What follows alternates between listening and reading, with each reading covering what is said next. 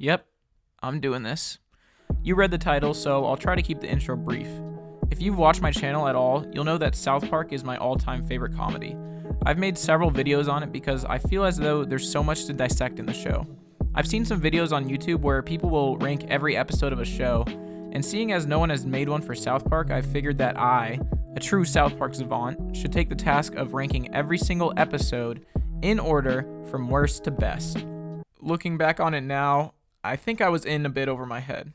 But after an ungodly amount of hours spent in Microsoft Excel, I can finally say that I've done it. I've ranked all 309 episodes of South Park from worst to best.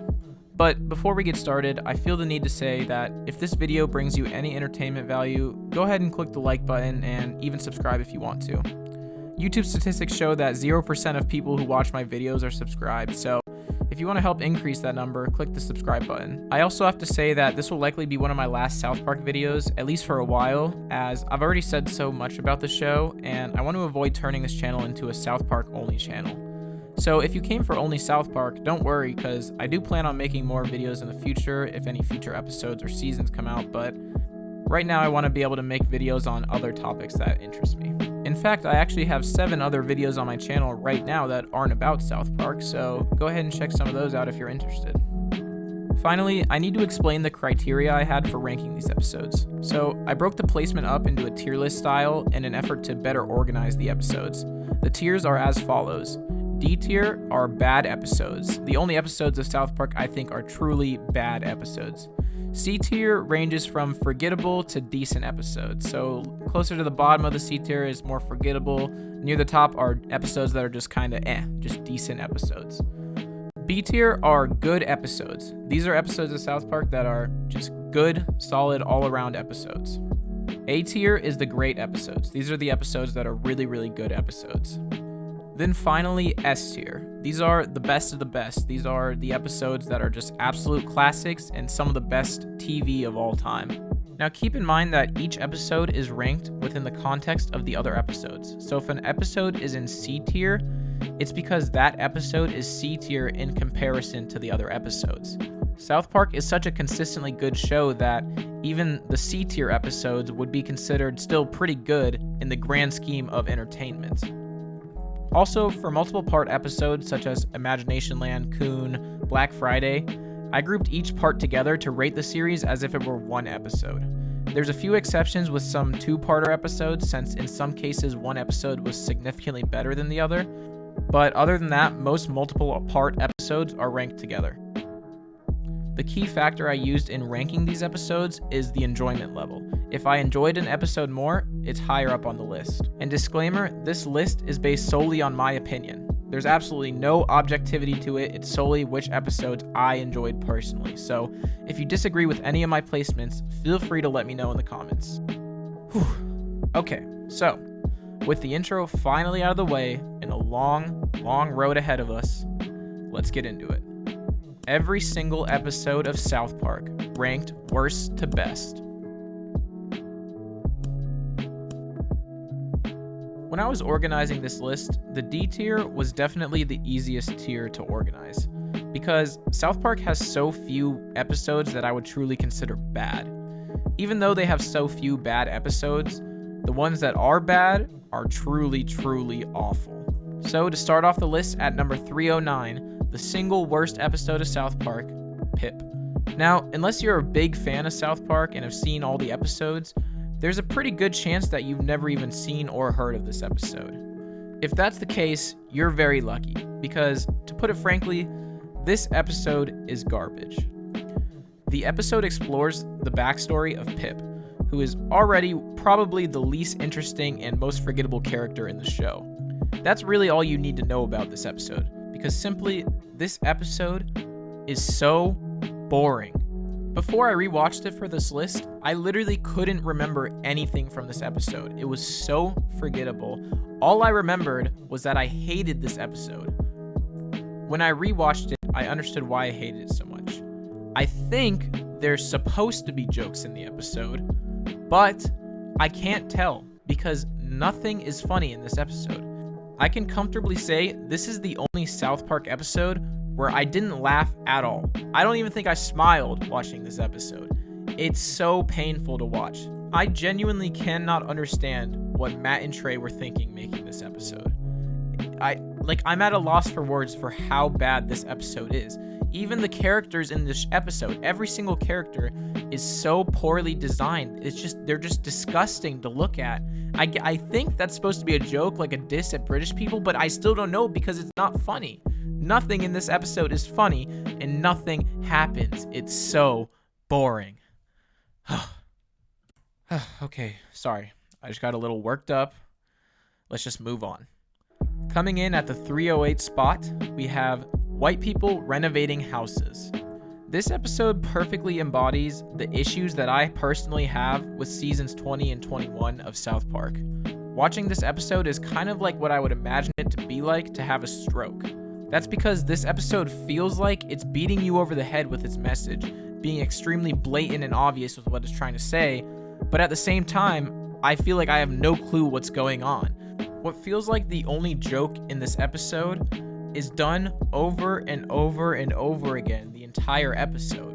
And that's basically it. It's just one joke done over and over again. It's just so uncharacteristic of South Park because there's just absolutely no nuance or any depth to what they're saying. They just made a joke that wasn't even really funny to begin with and then just said it over and over again.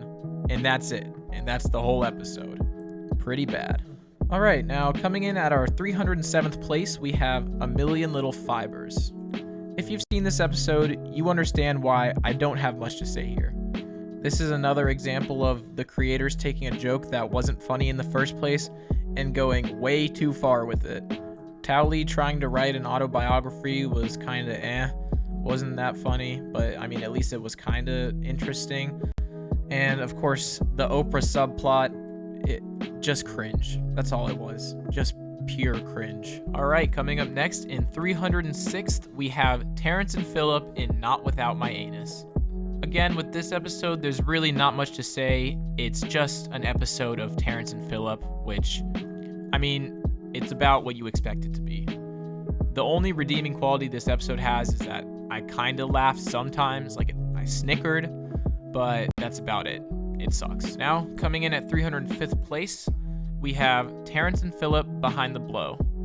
Now, this is when you may begin to realize that there is a bit of a pattern of what episodes are bad episodes, and that pattern is just, if it's a Terrence and Phillip episode, it probably sucks. Which is a shame, because I don't think Terrence and Phillip are inherently unfunny.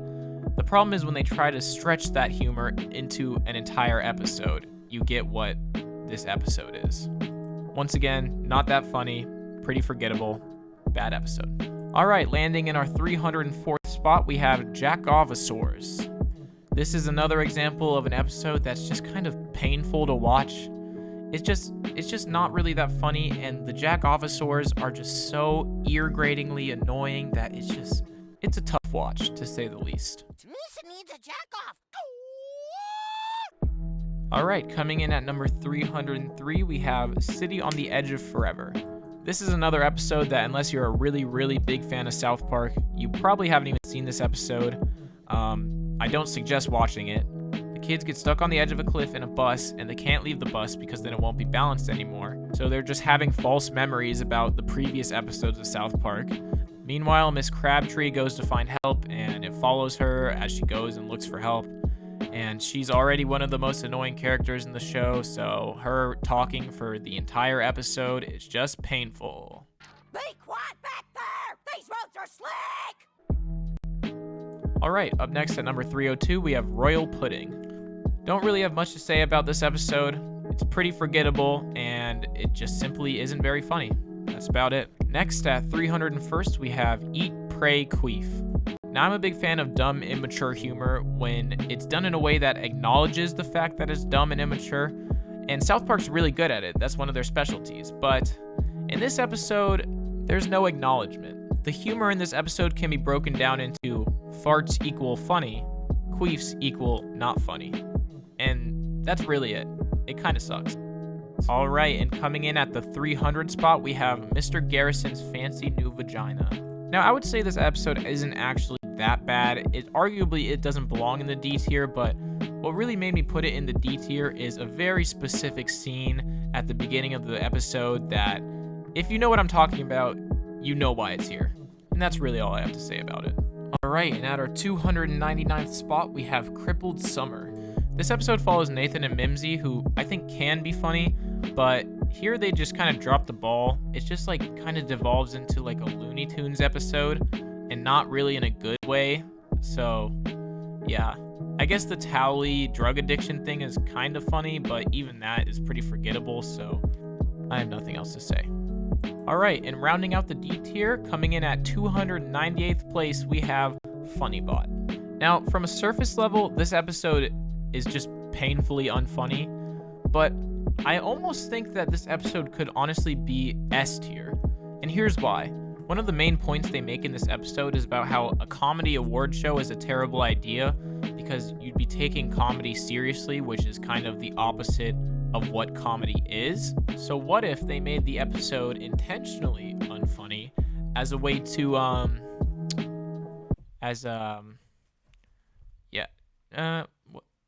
you know what, never mind. I lost the theory. This episode just sucks. Alright, and thankfully we're now past every episode that I think is a bad episode of South Park, and we're into the C tier. As I mentioned earlier, the C tier ranges from okay but forgettable episodes to decent episodes that are just kinda eh. So let's start it off. The first episode in the C tier, coming in at 297th place, is a History Channel Thanksgiving. Honestly, this might be the most forgettable episode in the entire show. When I was ranking these episodes, I actually had absolutely no recollection of this episode in any way. I didn't even remember it existing. When I went back and watched it, it was kind of meh. It was a parody of the History Channel and how they like to promote these crazy conspiracy theories and all that kind of stuff. But overall, because it's so forgettable, I think it belongs at the very bottom of the C tier. Up next at 296th, we have Free Hat. Now, I think this episode is actually pretty clever in how they make fun of Steven Spielberg and George Lucas and what they're doing to their old movies. The problem arises in the execution of this idea. I'll admit I thought it was kind of funny at the beginning when they did it. It was a little bit weird, but it was still pretty funny and tasteful. But as the episode went on and it kept getting more and more vivid and detailed, it kind of lost the humor in my opinion. It just kind of became disturbing, and this is coming from someone who loves dark humor as much as anyone else, but I just think they took it too far to a place it didn't have to go to. And even though I think this episode is funny, I think it belongs down here because of that. Coming in at number 295, we have Jupacabra. This is another episode that's kind of forgettable. It has some good moments like Cartman being classic Cartman and being extremely racist, only to at the end of the episode become Jewish himself. But other than that, it was just an okay episode, and I think it belongs here. At 294, we have Hummels and Heroin. This episode parodies the opioid epidemic and how it's affecting celebrities. I think it's a pretty funny episode. It has some memorable moments, like instead of real celebrities overdosing, they have mascots overdosing at kids' birthday parties, and how they parody a nursing home to make it look like it's a prison that's smuggling drugs in and out. I think this episode is pretty funny. My only problem with it is that they didn't really have much to say about the actual opioid epidemic, but other than that, it's a decent episode. And at 293rd, we have The Problem with Apu. This episode is parodying cancel culture, which I think is something that everyone wanted South Park to tackle before this. So when they finally did, I think we all had very high expectations for it. And this episode definitely isn't bad. I just think it's a little bit underwhelming by South Park standards, especially when they're talking about a topic as controversial as cancel culture. All in all, I think it was a funny episode, but I definitely feel like they could have said more. Coming in at 292, we have Chef's Chocolate Salty Balls. This episode also is pretty forgettable. It's not very noteworthy, but the main redeeming factor of this episode is the fact that it has the song Chocolate Salty Balls in it, which is arguably one of the most iconic songs of the whole franchise and definitely Chef's most iconic song. So, yeah. At 291st is A Very Crappy Christmas. You may be beginning to notice a pattern in my analysis in this tier, and that's that most of these episodes are just kind of forgettable, kind of eh, and this episode is a pretty good example of that. I think the funniest part in this episode is the fact that the boys create their own animation using paper cutouts and stop motion, which is clearly a reference to how Matt and Trey created South Park at first, so I think that's funny, but other than that, this episode's just eh. Up next is the episode Going Native. The main joke in this episode is making fun of the people who go to Hawaii and all of a sudden act like they're natives to Hawaii, even though they only vacation there sometimes. I think that whole bit that they do is kind of funny, but the only problem that I really have with this episode is the fact that they make Butters act very uncharacteristically for this episode, solely for the purpose of the plot. And I don't really like that, but other than that, this episode is pretty decent. At 289, we have It's Christmas in Canada. The boys go to Canada in an attempt to rescue Ike from his real parents, who decided they wanted Ike back and took him with them. The best part of this video is easily Cartman complaining the entire time about not wanting to miss Christmas and threatening Kyle that if they do miss Christmas, he's going to kick his ass, only for Cartman to challenge Kyle to a fight and get punched in the face and start crying. At 288th, we have Taming Strange. Even though I like the message this episode has about exposing children to sexual content and the age at which they're exposed to sexual content, the main thing I don't like about this episode is how they use Ike to portray a child going through puberty and all the emotions that come along with that. Mainly because Ike is such a cute and innocent character, it's just hard to watch him become this gross, pubescent character. But ignoring that, pretty good episode. At 287 is Happy Holograms. This episode is the finale of season 18, which is one of my favorite seasons and one of the first seasons to try any sort of serialization of any kind. And while I do think this episode is pretty funny, my biggest problem with it is I think they were trying to do too much with this episode. And I think maybe that was intentional, but the episode just comes across as extremely confusing and I really have no clue what's happening for the last 15 minutes of the episode. So it's a little bit weird, but I still think it's funny. In 286th place, we have More Crap. You know, you can't really expect an episode with almost solely poop-based humor to place very high on this list, but this is still pretty good for what it is. I think the twist ending with Bono being the record rather than setting the record is a pretty clever twist, and yeah, decent episode. In 285th place, we have Splatty Tomato. The season finale of season 21 has some alright jokes in it, but once again, pretty forgettable. That's it. At 285 is Licecapades. When I try to think of bizarre South Park episodes, this is definitely one of the ones that comes to mind. I think it's funny that it takes place in the world of the lice as the humans try to remove the lice from their hair, and it clearly parodies disaster movies like 2012, but I can't really help but think, what was this episode? At 283 is Butterballs. This is a pretty dark episode because it tackles bullying, and one of the main ways they showcase it is through Butters being bullied by his grandma, which I think is a clever idea because the obvious juxtaposition between a friendly-looking grandma and being a bully is pretty funny, but it's still pretty hard to watch Butters get repeatedly bullied by his grandma over and over again. And of course, Stan hopping on the anti-bullying train just as a way to make people like him is pretty typical of his character, but other than that, okay episode. In the 282nd spot is Let Them Eat Goo, a parody of the Beyond Meat craze that's been happening recently. This episode is a very interesting take on that, since the episode makes the point that it's all just processed crap anyways, is it really that much healthier for you? A pretty controversial point, but I think the best part of this episode is watching the side plot of Randy and Towley selling weed burgers. It created some dumb laughs, and I enjoyed it. At 281 is Douche and a Danish.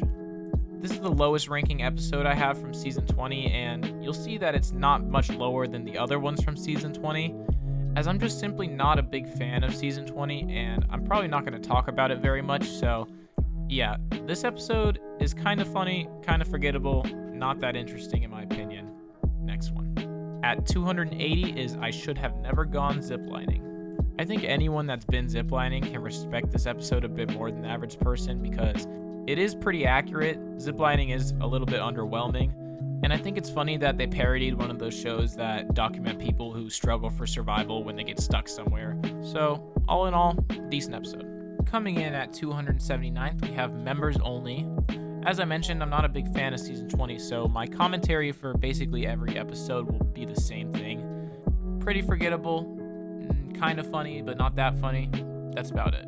At 278 is the end of serialization as we know it. Also a season 20 episode, actually the season 20 finale. reminiscent of the season 18 finale in that I really didn't understand what was happening through most of this episode. I kind of had to go back and watch it a couple times to get it at all. Once again, kind of funny, not that funny. That's about it. At 277 is Not Funny. Yet another season 20 episode. Really watching the whole skank hunt plot unfold in Denmark and all that was a big part of this episode, and I'm just not a big fan of that whole subplot, so yeah. Also, I'm beginning to think that I probably should have placed these season 20 episodes lower than I have because of how much I'm complaining about them, but, you know, it's whatever. Up next at 276 is Quintuplets 2000. Another episode I had almost no recollection of existing. After a quick rewatch, I discovered that this episode is actually better than I remembered it being. It's still not a great episode by any means, but, you know, there are still some funny bits in there, and it's solid, I guess. At 275 is Moss Piglets. This is another episode of Nathan and Mimsy attempting to sabotage Jimmy and Timmy. All around, it's definitely better than something that crippled Summer. I think it's funny how they try to sabotage their experiment and, of course, end up making it better. This episode also has a very bizarre twist when it's revealed that the people who are interested in this project aren't actually the government or FBI. They're the NFL looking to fill their stadium with fans. Yeah, it was kind of weird. I don't know how I feel about that, but it was okay. At 274 is OGs. This episode is definitely better than most of the season 20 counterparts. It definitely had a more sound message about censorship and privacy and all that kind of stuff, so I definitely think it was better than the rest of season 20 for the most part, but all around, just an okay episode. At 273 is Chickenpox. Once again, this episode is nothing too special. It follows the boys as their moms attempt to give them chickenpox so that they don't get affected later in life by it, and that's about it. Coming in at 272nd, we have Jubilee. Now, this is another episode that's kind of forgettable.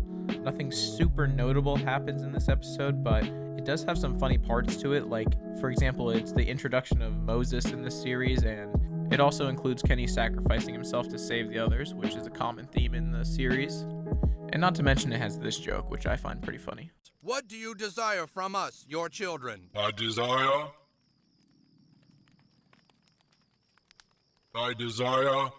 macaroni pictures. At 271, we have The Tooth Fairy's Tats 2000. This episode follows the format of parodying Godfather-type movies or movies with drug lords, but instead of drugs, the merchandise being moved are teeth to get money from the Tooth Fairy. All around, pretty funny episode. At the 270th spot, we have Preschool. This is a good example of classic South Park and how the boys react to certain situations. When the boy they sent to jail in preschool finally gets out and decides to come for them, of course, they don't learn their lesson and end up getting him sent to jail again with no responsibility taken. Good episode. At 269, we have Goth Kids 3, Dawn of the Posers. There's nothing really too memorable about this episode. The main reason it's placed as high as it is solely because of this running gag throughout the episode. Okay, hold up. You mean that one of us might not really be a vamp kid? Right. Well, whoever you is, you better get your ass ready to run, motherfucker, cause you're a damn traitor. And I'll bet you it's this little right here. At 268, we have Mystery of the Urinal Deuce. The main plot following Cartman and his exploration into conspiracy theories I think is actually a pretty good plot. The reason this episode isn't placed higher is because of the side plot with the Hardley boys, which is kind of just a weird fever dream of a plot. I don't know, it just makes me kind of uncomfortable, so okay episode. At 267th, we have Canada on Strike. Maybe if it was still 2008, this episode would have placed a lot higher, but rewatching it now, it's pretty clearly dated in a lot of its references. Its references to internet culture and viral videos, while it does provide some sort of nostalgia, it mostly ends up just being a little bit cringy and outdated, but still a funny episode. At 266th, we have Faith Hilling. From one meme referencing episode to another, this episode tackles the 2011 trend of planking and all of its counterparts, and while it's not the funniest episodes, some of the parodies of planking that it included are pretty clever, so I'll give it that. At 265th, we have Roger Ebert should lay off the fatty foods. All around, this episode kind of feels like a fever dream. It includes the boys visiting the planetarium, or sorry, should I say planetarium, and while there they end up getting brainwashed to love working at the planetarium. It's very bizarre. And it also includes Cartman trying to audition for the Cheesy Poofs commercial, which is a pretty classic bit. But I have a bone disease, which impedes my ability to pronounce the T in planetarium. That's a pretty weird bone disease. Coming in at 264th, we have Helen Keller the Musical. I would say this episode is pretty forgettable for the most part. I really didn't remember anything about it when I was writing the script. The redeeming factor of this episode, however, is Timmy saving Gobbles, the disabled turkey, and I think it's pretty wholesome and cute. All around saves the episode. At 263rd is Bike Parade. This episode has a pretty solid message on consumerism in the modern society. Because all the Amazon workers boycott the poor working conditions, the town no longer has anyone to deliver the packages that they order, so it becomes the conversation of, without Amazon's unethical practices, there's no way for Amazon to be as convenient as it is. All around good episode. At 262 is Follow That Egg. Mr. Garrison, in my opinion, has always been one of the best characters in the show. He's the perfect way to make fun of extremists on any side of an issue. With the goal of banning gay marriage solely because his ex-boyfriend is getting married, he hires a hitman to assassinate an egg that he assigned as a school project for his children in order to prove that gay people can't take care of children. Funny episode. At 261 is Erection Day. A classic dumb South Park episode. This follows Jimmy trying to get rid of his erection before the school talent show. He goes through some wacky adventures to get there, and all around pretty funny episode. At 260th is Franchise Prequel. Personally, I'm a big fan of making fun of superhero movies, which they definitely do a lot in this episode. This episode, however, also makes fun of Facebook and Mark Zuckerberg, but they do it in such a bizarre way by making Mark Zuckerberg this weird, dubbed over anime character. It's just very bizarre, so it's an okay episode. For those few who don't know, could you tell us who you are? I am the founder and chairman of Facebook, but I also have a style that is completely unblockable. At 259 is Bebe's Boobs Destroy Society. Another classic dumb episode. When Bebe begins to develop earlier than all the other girls, all of a sudden the guys take a strong liking to her. They basically become Neanderthals fighting to be alpha male. Pretty funny. At 258 is Ike's Wee Wee. The main plot of this episode is also rather forgettable as the boys try to save Ike from his bris, but I find the side plot of following Mr. Mackey's adventures with drugs pretty funny, as obviously he's always the one preaching, drugs are bad, okay? At 257 is Are You There, God? It's Me, Jesus. This episode's pretty funny all around, with the boys thinking that they get their period even though they just have stomach infections. And making God be such an ugly creature I think was a pretty funny touch to the episode. All around a pretty funny episode. He is the Alpha and the Omega, the beginning and the end. Well, yeah, but that? Coming in at 256 is Tweek vs. Craig. Once again, a classic episode where basically the boys are bored, so they manipulate Tweek and Craig into fighting each other. The side plot with the woodshop teacher is a little weird, but other than that, good episode. At 255 is Summer Sucks. Since South Park has banned fireworks, the mayor decides to create the world's largest snake for the 4th of July celebration. They did not account for how long it would last, and it ends up lasting a very, very long time. Meanwhile, Jimbo and Ned go to Mexico and get arrested for fireworks. Good episode. At 254 is the new Terrence and Phillip movie trailer. This episode makes fun of Russell Crowe. Enough said, really. Fighting round the world. At 253 is Bass to Mouth. This episode parodies the WikiLeaks controversy that happened at this time. It's kind of forgettable, but it has Lemmy-Winks, so I can't put it that low. And also Cartman gets thrown under a bus, which is pretty funny. At 252, we have Tegrity Farms Halloween Special. I've rewatched this episode several times, and I honestly still have no clue what is happening in this episode. Like Butters with the mummy and Randy and Towley being extremely high, it's just so confusing, but it makes for an entertaining episode.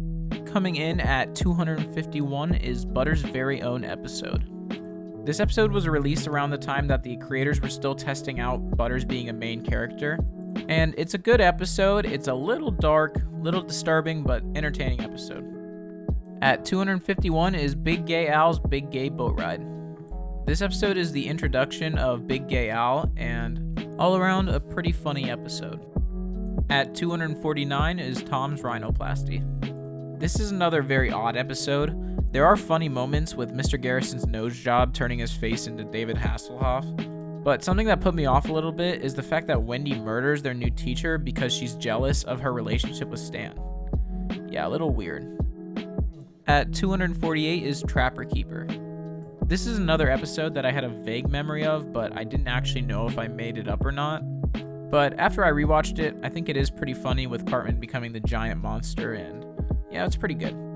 At 247 is Quest for Ratings. As the boys join the TV production class at school, it becomes clear that all that matters to the people running the station is ratings. The boys are forced to give the people what they want in the name of ratings, meaning terrible television. I like this episode because it's a clever commentary on news stations and television just in general. At 246 is Grey Dawn. This episode parodies old people driving and how they have a reputation for not being great drivers.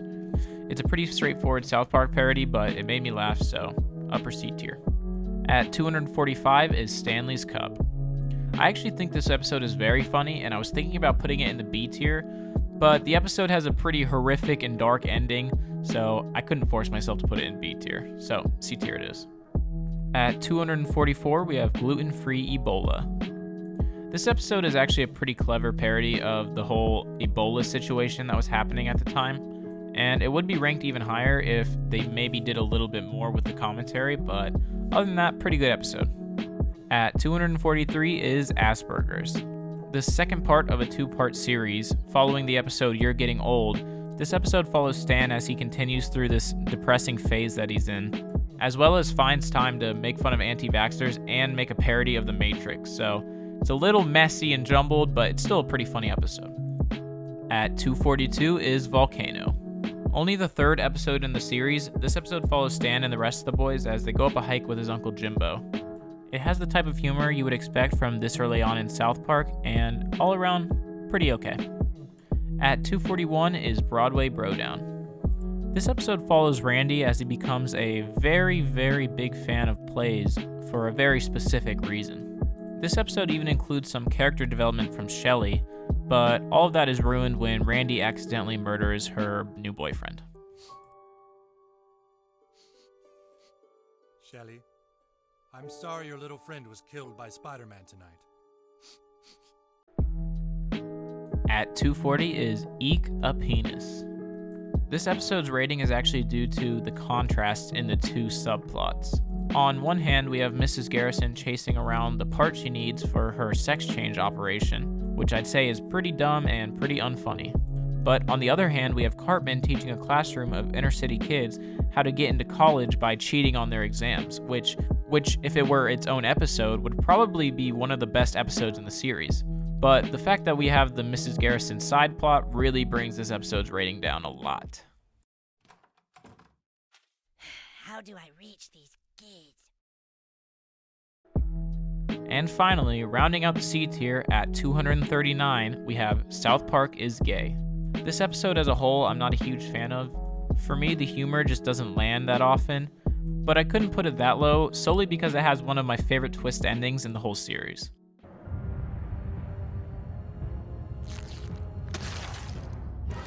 We are the crab people! Jesus Christ! And with that, we have made it into the B tier. As I said, everything from the B tier and up I would consider pretty good episodes. Also, sorry if my analysis is a little lackluster in all of these. This is the longest tier, and I'm trying to make sure that this video doesn't end up being 5 hours long, so I'm going to try to shorten my commentaries a little bit for this section. So, to lead off the B tier at 238, we have Sons of Witches. In my opinion, this is one of the better episodes from season 21, as I think it's pretty funny to watch Randy and all the other dumb parents accidentally summon a literal witch to take over South Park. This episode also has some pretty subtle commentary about the Hollywood sexual assault situation that was going on at the time, so all around a solid episode. At 237 is Prehistoric Iceman. Once again, an early episode of South Park, so the humor in it is mostly early South Park humor, meaning a lot of crude jokes and a lot of swearing. But I think the bit they do where they treat the man like he's been frozen for thousands of years when it's really only been a couple years is pretty funny, so low B tier. At 236, we have Chicken Lover. Yet another Season 2 episode. It follows Officer Barbrady as he learns to read. Once again, just classic early South Park humor, but this one's a little bit special because I just love Officer Barbrady. I've always been a big fan of his character. And at 235, Clubhouses. And yet another Season 2 episode. This episode follows the boys as they make a clubhouse with the sole intentions of playing Truth or Dare with Bebe and Wendy. I sound like a broken record, but once again, early South Park humor, but this one has a slight edge of being relatable to everyone that experienced this as a kid. Now, from the 234th to 230th spots, we have the Season 20 episodes Fort Collins, Wieners Out, The Damned, Member Berries, and Skank Hunt. The reason I grouped all these together is because all of Season 20 is kind of a blur to me in the sense that it all blurred together as sort of one long episode. And the only true distinction I had in the episodes was that the end of the season was worse than the beginning of the season, so that's why I put the beginning of the season here. At 229, we have #rehash. This episode is the perfect example of an episode that's just all around good. Of course, Randy being Lord and doing what he does out on the stage is pretty funny, not even to mention the Michael Jackson hologram that they hire a Tupac hologram to hunt down. All around, a solid episode. At 228, we have The Scoots.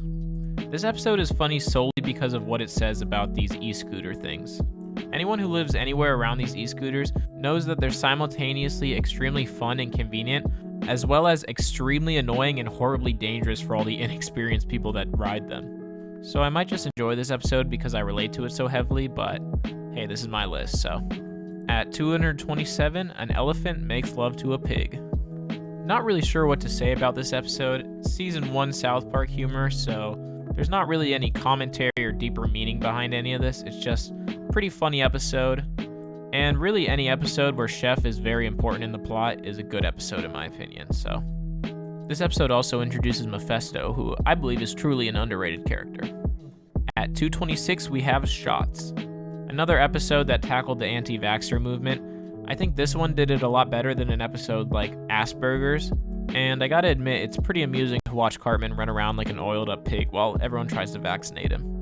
At 225 is Handy Car. This episode is a commentary on all the options people have now for transportation, such as Uber and Lyft. I like that it makes the point that taxi drivers don't really have that much of a reason to complain about their business loss because they just need to improve the conditions of their taxis if they want to compete with these new options. I also love the whole Wacky Races thing at the end. Wacky Races has always been one of my favorite cartoons, so bonus points for that. At 224 is Cherokee Hair Tampons. I honestly feel like this episode is pretty underrated because not enough people praise it, but I think it deserves a lot more praise than it gets. As someone who's very familiar with people who believe this kind of stuff, I think they tackled the whole holistic medicine thing very well by using Cheech and Chong pretending to be Native Americans even though they're Mexicans, just selling random items and saying that they're medicine, as well as the fact that the name of the lady selling everything is Misinformation. I mean, that's just comedy genius right there. At 223 is Obama Wins. While not quite as good as the original Obama election episode back in 2008, this episode is definitely not a bad episode as it has some funny moments like Cartman trying to rig the election with the sole purpose of being in the new Disney films, and the fact that Cartman thought the place that no one would find the ballots is a Hummer dealership, pretty funny. At 222 is Merry Christmas, Charlie Manson. This episode as a whole I would say is pretty forgettable, but the only reason I ranked it so high is being able to see Cartman's entire extended family is truly a treat that I didn't know I needed. At 221 is Super Hard PC-ness. As PC Principal begins to fall in love with Strong Woman, Kyle finds the time to create Millennials Against Canada, an organization meant to stop the violence that he believes that Canada is causing through television. This episode is so highly rated solely because of the parallels that it has with the South Park movie, as in the movie Kyle's mom starts Moms Against Canada for similar reasons. At 220 is Cat Orgy. More dumb early South Park humor, but all around the episode is pretty funny solely because of the dynamic that's shared between Cartman and Shelly, two people that are both psychopaths and very strong opinionated people. At 219 is D Yikes.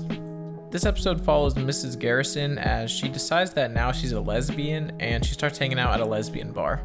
It eventually turns into a very bizarre 300 parody, and I don't know, it's just weird.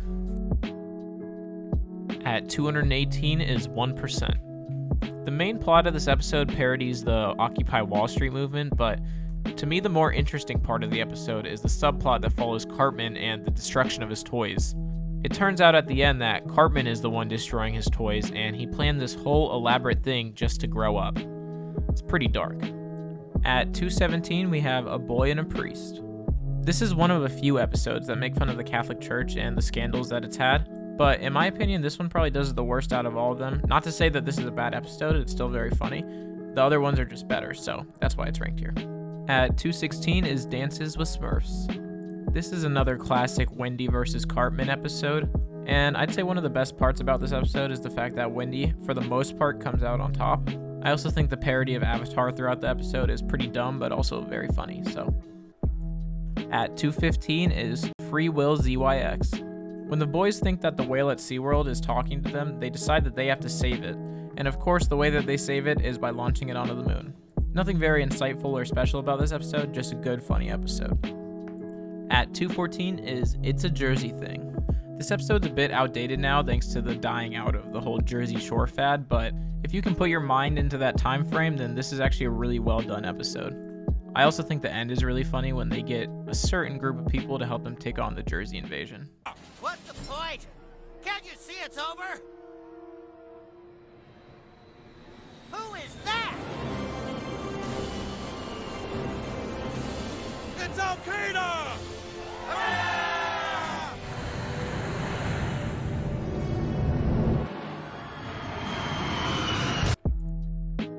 At 213 is Where's My Country Gone? Season 19 was a pretty bright time for South Park in my opinion, and this episode is no exception.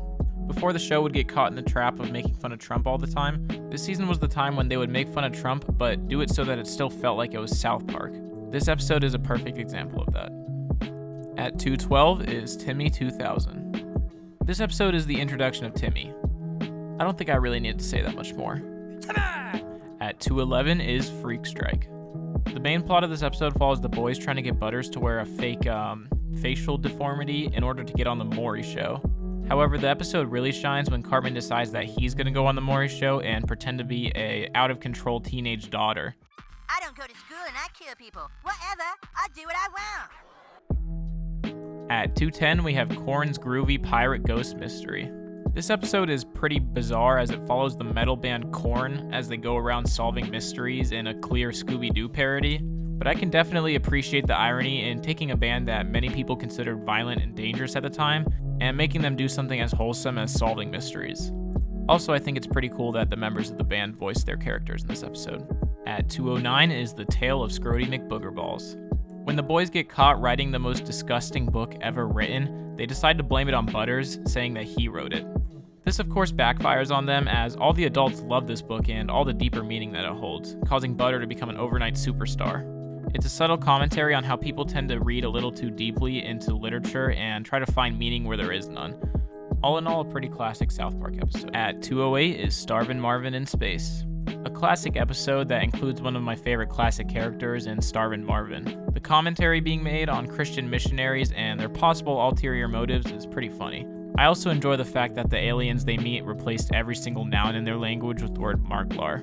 Comedy genius, honestly. Well, there is a lot of room on Marklar. If Marklar here wants to bring his Marklar to Marklar, that would be fine.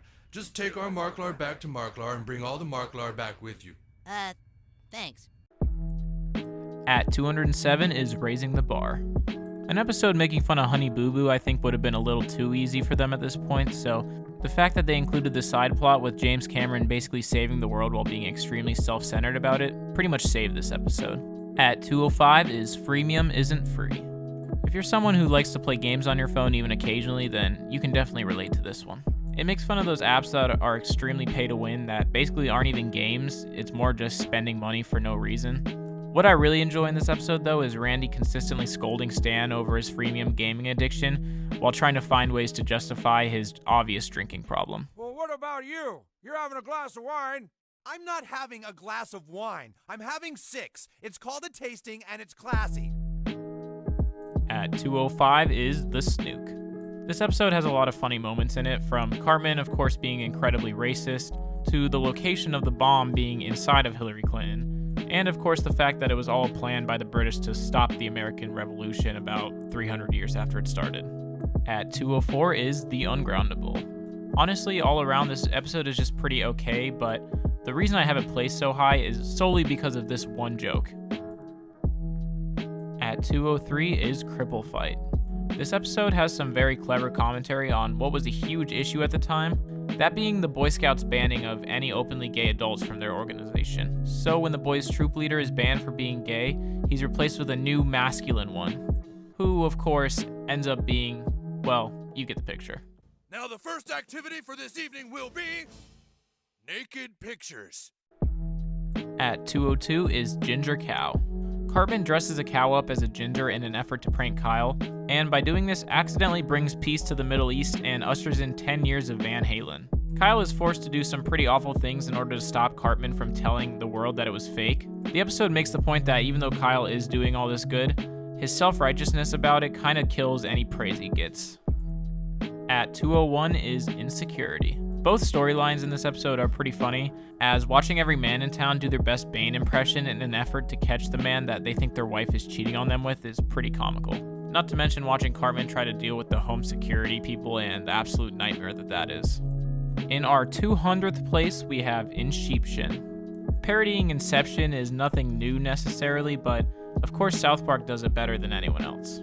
By digging deep into the subconscious of Mr. Mackey to try to find the trauma that caused his hoarding problem, they end up discovering a little more than they asked for. Also, the fact that they keep confusing a sheep herder with a hoarder, classic comedy. At 199, we have Poor and Stupid. It's kind of just a fact in South Park that any episode with a main plot that follows Cartman is going to be a good episode. Watching Cartman attempt to become a NASCAR driver by being as poor, stupid, and offensive as possible is just honestly, mwah. At 198 is World War Zimmerman. Another classic Cartman episode. This one he recreates World War Z by becoming Brad Pitt and being extremely racist. When the government realizes the possible scale of this pandemic, they decide to call on the only man that they know can kill an unarmed black man better than anyone else. That, of course, is George Zimmerman. What do you need from me? We need you to shoot a young African American for us. I gave that up. At 197 is The Return of Chef. This episode is kind of a farewell and middle finger to Isaac Hayes, the voice of Chef. He reportedly quit the show after they had made fun of Scientology, which was his religion.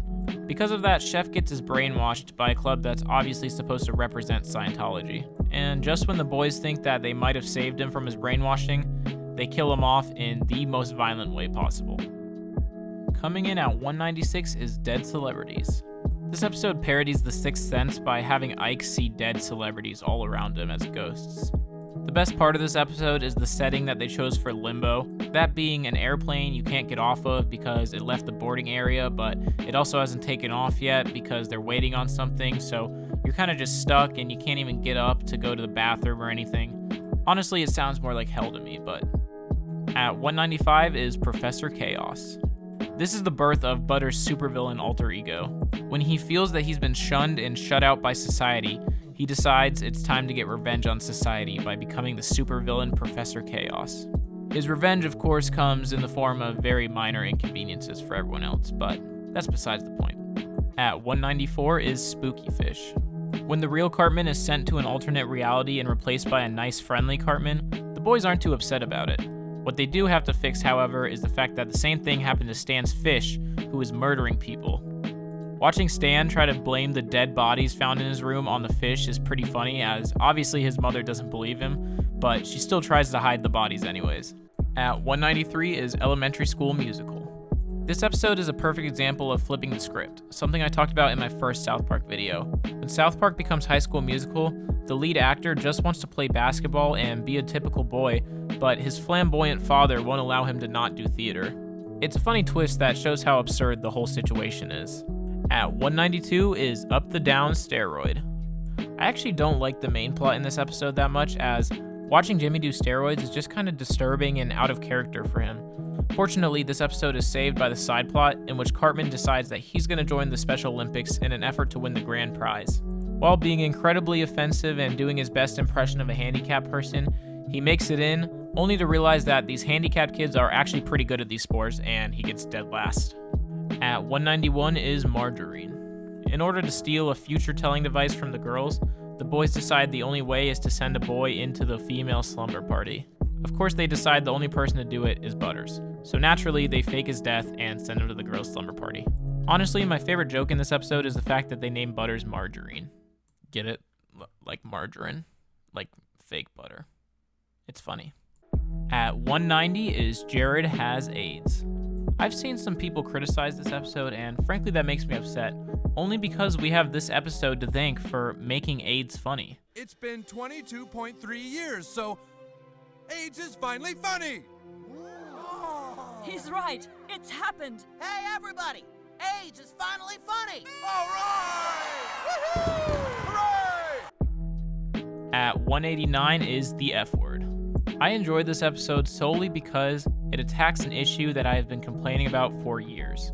To me, there is nothing more annoying than people that drive around in extremely loud cars or motorcycles, and this episode just goes in on Harley riders, and I appreciate that greatly. At 188 is Hell on Earth 2006. This episode follows Satan as he prepares his massive birthday party. It's obviously supposed to be a parody of My Sweet 16, and really any episode that has Satan in it is always a good one. Satan is just a great character in this show. Also, the side plot that follows Ted Bundy, Jeffrey Dahmer, and John Wayne Gacy doing a Three Stooges routine is darkly hilarious. At our 187th and 186th spots, we have Do the Handicapped Go to Hell and Probably. This is a two-part series that parodies Christianity and the scare tactics that they tend to use to get people to do what they want. It also shows what can happen when people use religion as a means to take advantage of others. For example, when Cartman starts his own church. At number 185, we have Mexican Joker. This episode includes Randy blowing up the backyards of people who are growing their own weed, Cartman getting Kyle deported, and Cartman himself getting deported when the others find out. All around a good episode. At 184 is Little Crime Stoppers. One of my favorite tropes that the show uses is roping the kids into something that they clearly don't want to be part of. This episode is a great example of that. The kids are playing detective and they end up becoming actual detectives and having to go through all the trials and tribulations that come with that. At 183 is Christmas Snow. South Park bans all sale of alcohol due to all the drunk driving incidents that have been happening. So of course, Randy decides the town needs a little bit of integrity back. And by integrity, he of course means lots and lots of cocaine. I know, it's wrong. No. What is the white stuff on the marijuana? Oh, that's cocaine. At 182 is Go Fund Yourself. This episode parodies both the backlash that came with the name of the Washington Redskins football team, as well as the culture that's become of crowdfunding projects that are pretty much meaningless. It does a pretty great job of parodying both by combining them together into one solo plot. At 181 is season finale. In this episode, Randy has to pay for the destruction he caused by blowing up all the weed farms in people's backyards. He's arrested and sent to jail. This causes the rest of his family to realize the possibilities that they have with Randy out of the picture. I enjoy how they portray the family as celebrating Randy's arrest rather than mourning it. At number 180, we have A Cause for Applause. This episode comments on many different things, including the Lance Armstrong steroid scandal, performance activism, and everything that comes with it. It definitely has some clever points behind it, and I like the part where it switches up and turns into an episode of Dr. Seuss. Pretty good episode. So I'm editing this video right now, and I just realized I somehow lost the recording for this part, so at 179 is the episode Wing, and it's funny because it has some good commentary on agents in Hollywood. At 178 is Smug Alert. Gerald helps lead the charge in South Park becoming a place for a bunch of smug Prius drivers. When Gerald becomes too smug for the rest of the town, he decides to move to San Francisco with the rest of his family. I like how this episode's main commentary is about people who do good things only because it makes them feel better than other people. I also like how Cartman rescues Kyle at the end of the episode. Pretty wholesome. At 177 is Pink Eye. The very first Halloween episode of the show, this parodies zombie movies and Michael Jackson's Thriller. It's once again just classic season 1 humor, nothing too special but pretty funny. It's also the introduction of the running gag where someone is always Chewbacca for Halloween. At 176 is The Succubus. This episode is very relatable for anyone who had a close friend who's gotten into a relationship. The boys watch as Chef becomes slowly less interested in them and more interested in his new girlfriend. This episode also includes one of my favorite jokes in the entire show. Well, it was about that time that I noticed this Girl Scout was about 8 stories tall and was a crustacean from the Platadoa Girl. The Loch Ness Monster. I said, damn it, monster, get off my lawn. I ain't giving you no tree fitty. At 175, we have Put It Down. Tweak is growing increasingly concerned about North Korea and the threat that they pose to America, as well as how the president is handling it. Meanwhile, no one is taking Cartman seriously on the issue of suicide, so he decides to write a song about it. Definitely one of the better episodes of season 21. At 174 is The List. This episode is a commentary on the weight that our physical appearance holds in deciding our future. When Kyle gets labeled as the ugliest kid in school, he starts to hang out with the ugly kids. He learns that the ugly kids are busy developing skills that will help them later in life. Meanwhile, the kids that are labeled hot are having everything handed to them, and they're not developing any sort of life skills. It's a pretty dark commentary, but a good episode. At 173 is Cow Days. Honestly, not much to say about this episode. An old episode, it's kind of funny, all around. Okay. Coming in at 172 is The Magic Bush. This episode comments on several different topics, including privacy and racial tensions. There are some clever references to events that were happening at the time by using drones instead of humans. I also think it's funny that Steven believes his drone is like possessed or haunted or something before he believes that Butters might have touched it after he told him not to. At 171 is Let Go, Let Gov. Cartman decides he needs to become a whistleblower and expose the NSA on their practices. However, when he eventually reveals what the NSA is doing, it turns out that no one really cares that much because everyone kind of expected it anyways. Good episode. At 170 is P. Anyone who's ever been to a water park can relate to this episode. It parodies disaster movies and all around is a pretty gross episode, but the over-the-top grossness is really what makes this episode funny. At 169 is Reverse Cowgirl. This episode reignites the age-old debate of the toilet seat, whether it should be the man's responsibility or the female's responsibility to put down the toilet seat. After Clyde's mom repeatedly blames him for leaving the toilet seat up, she eventually dies because of it. This sparks insane new safety measures similar to that of the TSA in everyone's bathroom. I like the commentary about how quick we're willing to go to these extreme measures when something happens. At 168 is the China Problem. Ignoring the rather disturbing side plot, the main plot of Cartman believing that China is going to take over the US after watching the opening ceremony for the Olympic Games is pretty funny since he decides that the way to stop them is to go to P.F. Chang's. At 167 is the Mexican Staring Frog of Southern Sri Lanka. As Jesus' daytime talk show is losing in the ratings to Jimbo and Ned's Huntin' and Killin', Jesus' manager tells him how he needs to become a little more extreme in order to compete with Jimbo and Ned. This eventually leads to Jesus' show basically becoming the Jerry Springer Show. This episode also includes the Vietnam veterans talking about what Vietnam was like, and I think that's pretty funny. At 166 is Cartman's Incredible Gift. After Cartman suffers a major head injury, he wakes in the hospital where the police realize that he could be used to help solve crimes. Of course, he would help by using his telepathic abilities that he developed from his head injury. Unsurprisingly, all of his visions are food related because he's fat. At 165 is How to Eat with Your Butt. This episode is a perfect example of a dumb South Park episode where the dumbness plays to its humor. The basic plot is that Kenny takes a school picture with his butt sticking out of his hood instead of his face, and an actual family who have butts for faces think that Kenny could be their long-lost son. Meanwhile, when Cartman sees the people with butts for faces, he realizes it's the funniest thing he's ever seen, and he no longer has the ability to laugh at anything. A very dumb episode, but a funny one at that. At 164 is Unfulfilled. This is one of several episodes in Season 22 that tackle Amazon and their practices, and this is one of the better ones. The Amazon workers in the town decide to go on strike, but it becomes clear immediately that no one can get their packages anymore. It's a commentary on how no one is really willing to sacrifice anything for any causes they believe in, as well as show just how replaceable each worker is in a system like Amazon's. A pretty dark episode, but a funny one at that. At 163 is Fun with Veal. When the boys discover that Veal is just tortured baby cow, they perform a heist and decide to rescue all the baby cows from the local farm. They end up holding the cows hostage and have a massive standoff with police. At that moment, Stan makes the pact that he's never going to eat meat again. He also begins to get very sick, and when the cows are finally captured, it reveals that he was just moments away from turning into a giant. Well, let's just say the creators have a strong opinion on people who don't eat meat. If we hadn't stopped it in time, Stan would have eventually just become one great big giant pussy. At 162 is Bud Out. To me, this episode is very underrated because it takes a controversial stance on a very big issue. It's about big tobacco and how, while they're definitely not saints, the people demonizing them are often worse than them themselves, as they're just bullying and lying to people to get them to believe what they believe. It's a very controversial take on the issue, and while I know a lot of people don't agree with it necessarily, I respect the confidence it takes to show a message like that. At 161 is Red Sleigh Down. When Cartman realizes that there's basically no chance that he's going to be on the nice list for Santa this year, he decides he needs to do whatever it takes to get on the nice list.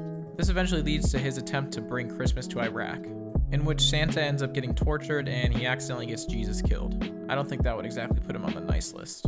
This episode also reintroduces Kenny after he was gone all this season, so that's pretty great. Well, all in all, I have to say this was a pretty special Christmas. Hey guys, what's going on? Oh, hey Kenny. Dude, where have you been?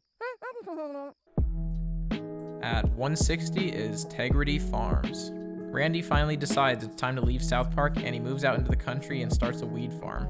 Meanwhile, vaping has become an epidemic among the kids at school. Randy hates all this new vaping stuff and decides to take him down with a little bit of Tegrity. At 159 is Here Comes the Neighborhood. Token is tired of being the only rich kid in town, and he encourages his family to start doing things that the rest of the kids in school do, like shopping at J-Mart. He realizes he's never going to be able to relate to everyone else in South Park, so instead he decides to invite a bunch of rich kids to South Park. The episode slowly turns into a commentary about race, as all the rich people that come to South Park are also black. The townspeople decide that they don't like all these rich people being around, and they find different ways to chase them out that end up looking pretty racist, even though they're not intended to be. At 158 is Worldwide Recorder Concert. When the boys are forced to play the recorder at a concert, they become very interested in finding the brown note, which is the note that when played makes you crap your pants. Meanwhile, Mr. Garrison visits his parents, where he confronts his dad about the sexual abuse issues in his family. Of course, this being Mr. Garrison, the issue is that his dad didn't sexually assault him as a child, which made him think that he didn't love him. This is a pretty insane episode all around, but it's a pretty good one. At 157 is The Ring. This episode does a good job of satirizing the way that Disney simultaneously markets sex to children while pretending that they're against it. They get away with it by giving people like the Jonas Brothers purity rings so that they can officially say that they're against it. It's a pretty great commentary, and this episode also introduces Mickey Mouse as a character, so that's pretty good. At 156 is Holiday Special. Randy becomes an advocate of destroying anything Christopher Columbus related, like statues and anything celebrating him. It later comes out that Randy actually has a history of dressing up as Christopher Columbus and sort of glorifying him. This is obviously a reference to the blackface scandal that was taking place at the time, and I think it's pretty clever. Not to mention the way Randy tries to convince everyone he's Native American is pretty gross and funny. At 155 is Tweek X Craig. When the Asian girls at school start drawing Tweek and Craig in a gay relationship, and everyone in town falls in love with their relationship, they have to deal with the consequences of that. It has some clever commentary on the stigma behind gay relationships and how they function in today's society. It also includes Randy believing that Asian people actually choose who's gay, and I think that's pretty funny. At 154 is Man Bear Pig. This episode is not only iconic but hilarious, as it parodies Al Gore and his self-righteous attitude. He's preaching about the dangers of Man Bear Pig, not because he actually really cares about it, but only because he wants everyone to think he's super cool for it. This episode would be higher rated if it weren't for the fact that it's kind of outdated, since Man Bear Pig is meant to represent global warming, and they're kind of saying the whole time that there's not really any proof that Man Bear Pig exists, when now we know that obviously global warming is real. But other than that, great episode. At 153 is Sexual Healing. This is another episode that I think is actually pretty underrated. This episode parodies the trend we tend to see where rich and famous men tend to become a bit promiscuous after they become rich and famous.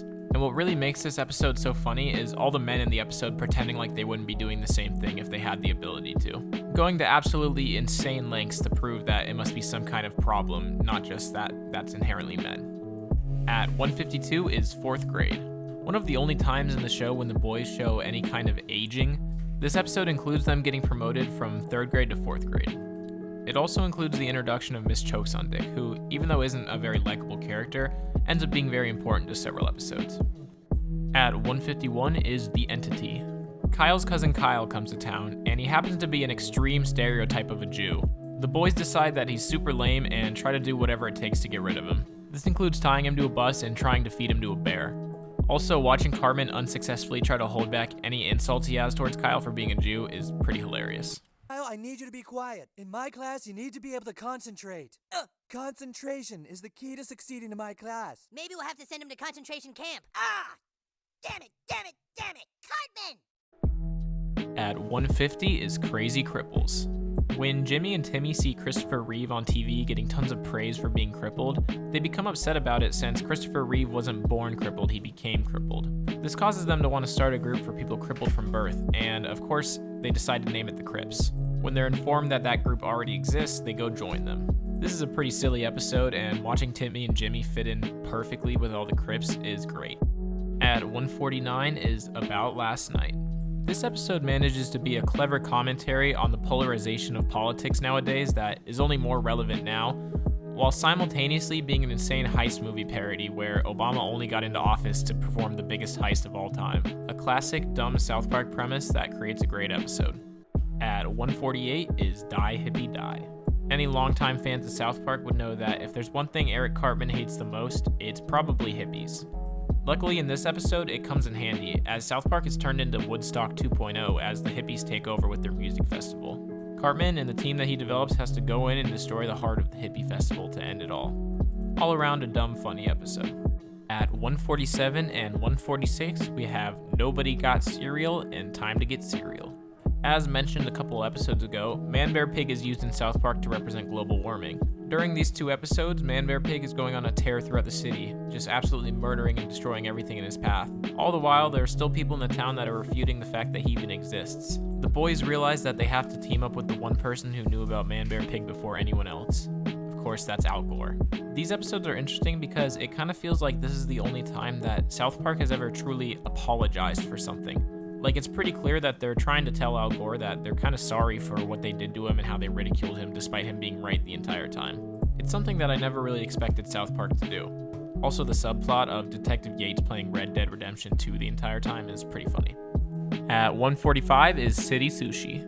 As I mentioned before, basically any episode with Luke Kim as a main character is bound to be a good one. Watching the back and forth racism between him and the city sushi owner is pretty hilarious considering they both sound the same to the average viewer.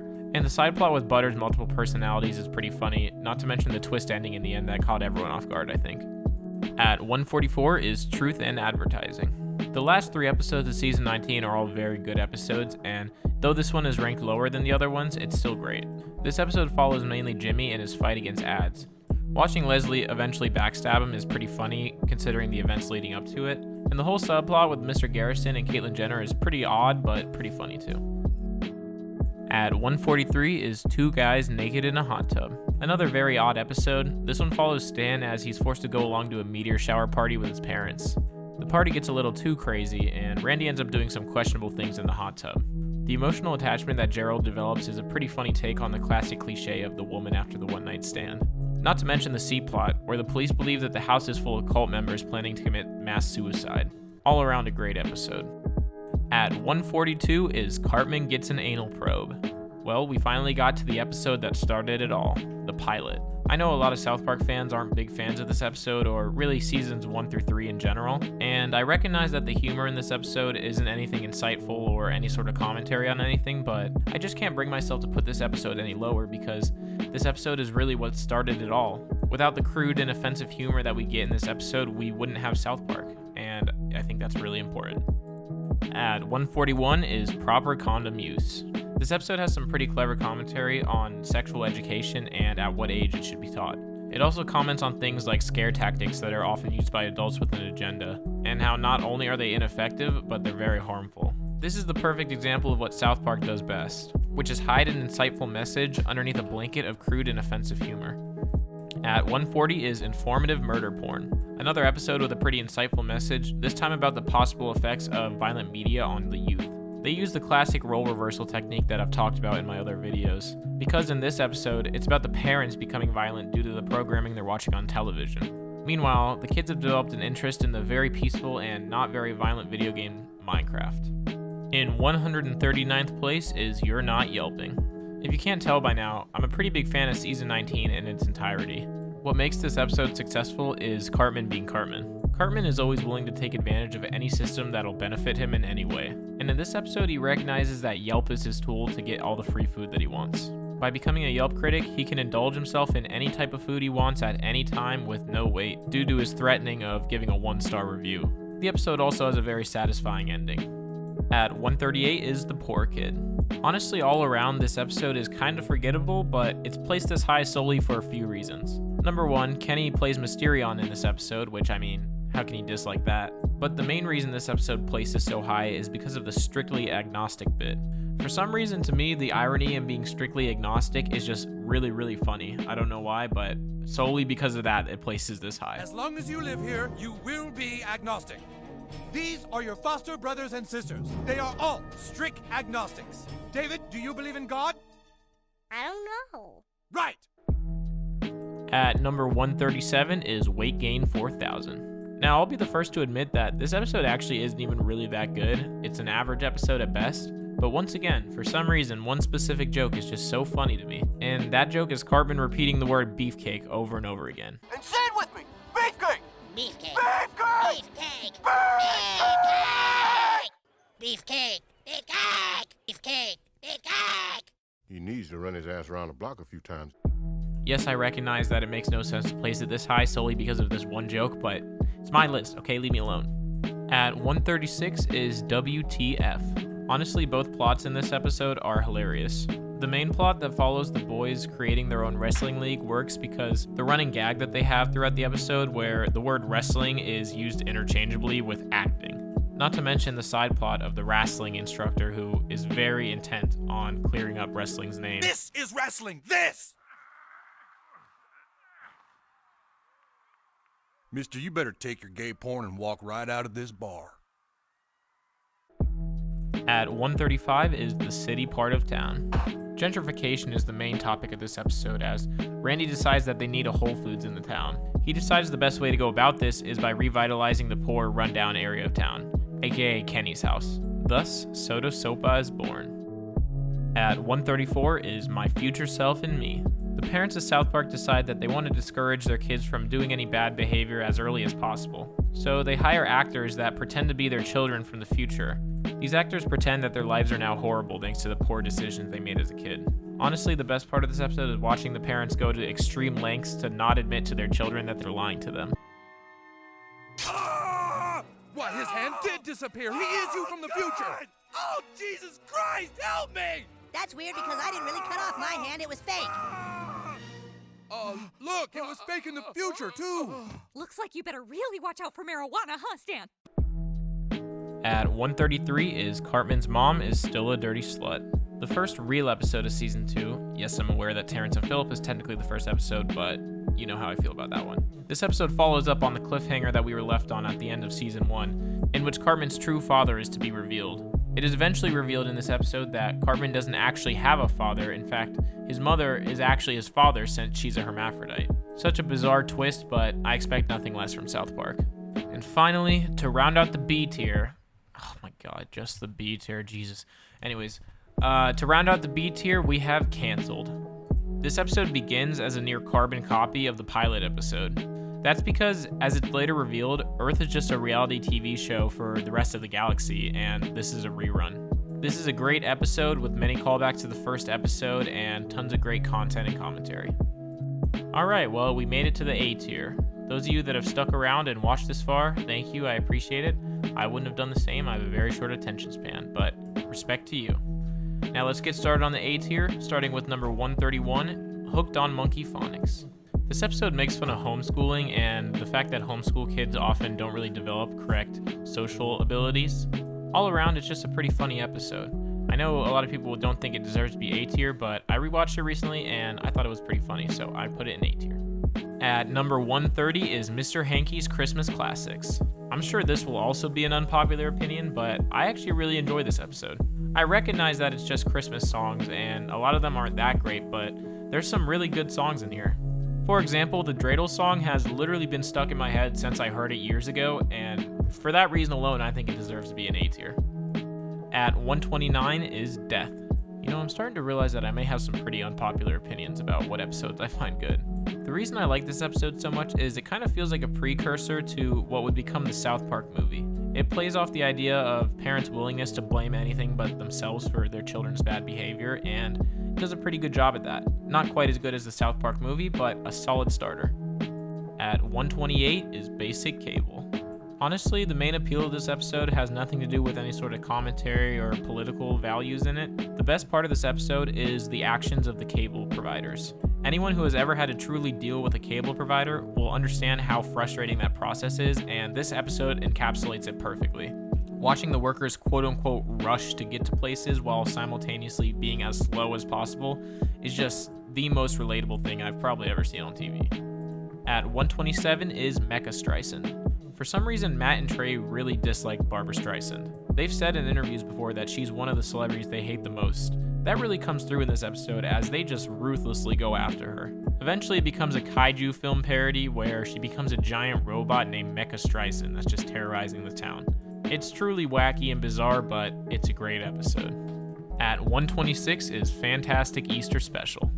Another very, very bizarre episode, but also a very entertaining one at that. It's kind of a parody of the Da Vinci Code, and it gets so convoluted and insane that it ends up with Jesus killing the Pope. Yeah. At 125 is Spontaneous Combustion. This episode is a commentary on the public's desire to find an answer for every bad thing that happens, and it does a pretty good job at making fun of that. But what really makes this episode shine is the fact that the boys end up crucifying Cartman, and they just leave him up there for a couple days. It's pretty great to watch, I'm not gonna lie. At 124 is Doubling Down, what is undoubtedly the best episode of season 21, and an episode I think is very underrated as a lot of people didn't really like the episode. It follows Heidi as she keeps running back to Cartman since everyone keeps telling her that she made a horrible decision in being with Cartman at all. Therefore, it makes her insecure and feel stupid about what she did. This of course just causes her to double down on her decision to be with Cartman. What I think a lot of people didn't catch about this episode is this is actually supposed to be political commentary on the Trump campaign. The message is to those who are constantly demonizing and hating on people who support Trump. Basically saying by demonizing the opposition, you're causing them to become more and more alienated and more distant and less likely to change. It's a political message that I've agreed with for quite some time now, and I feel like more people should get on board with. At 123 is Mr. Hanky the Christmas Pooh. This is an episode that's even more relevant today than it was back in the day. It's an early example of satirizing political correctness and the culture behind it, and it also introduces Mr. Hanky, who's just a classic character. At 122 is Fat Camp. In this episode, they comment on a couple different things. In the A-plot, Cartman is sent to Fat Camp and does whatever it takes to not change. It becomes a commentary on weight loss and how it truly is possible for anyone that really puts their mind to it. Meanwhile, Kenny basically becomes a whore as he's doing disgusting things that anyone can do for money. It's a parody of the people that do that kind of stuff for money. People like Jackass. No hate on Jackass, by the way. I love Jackass.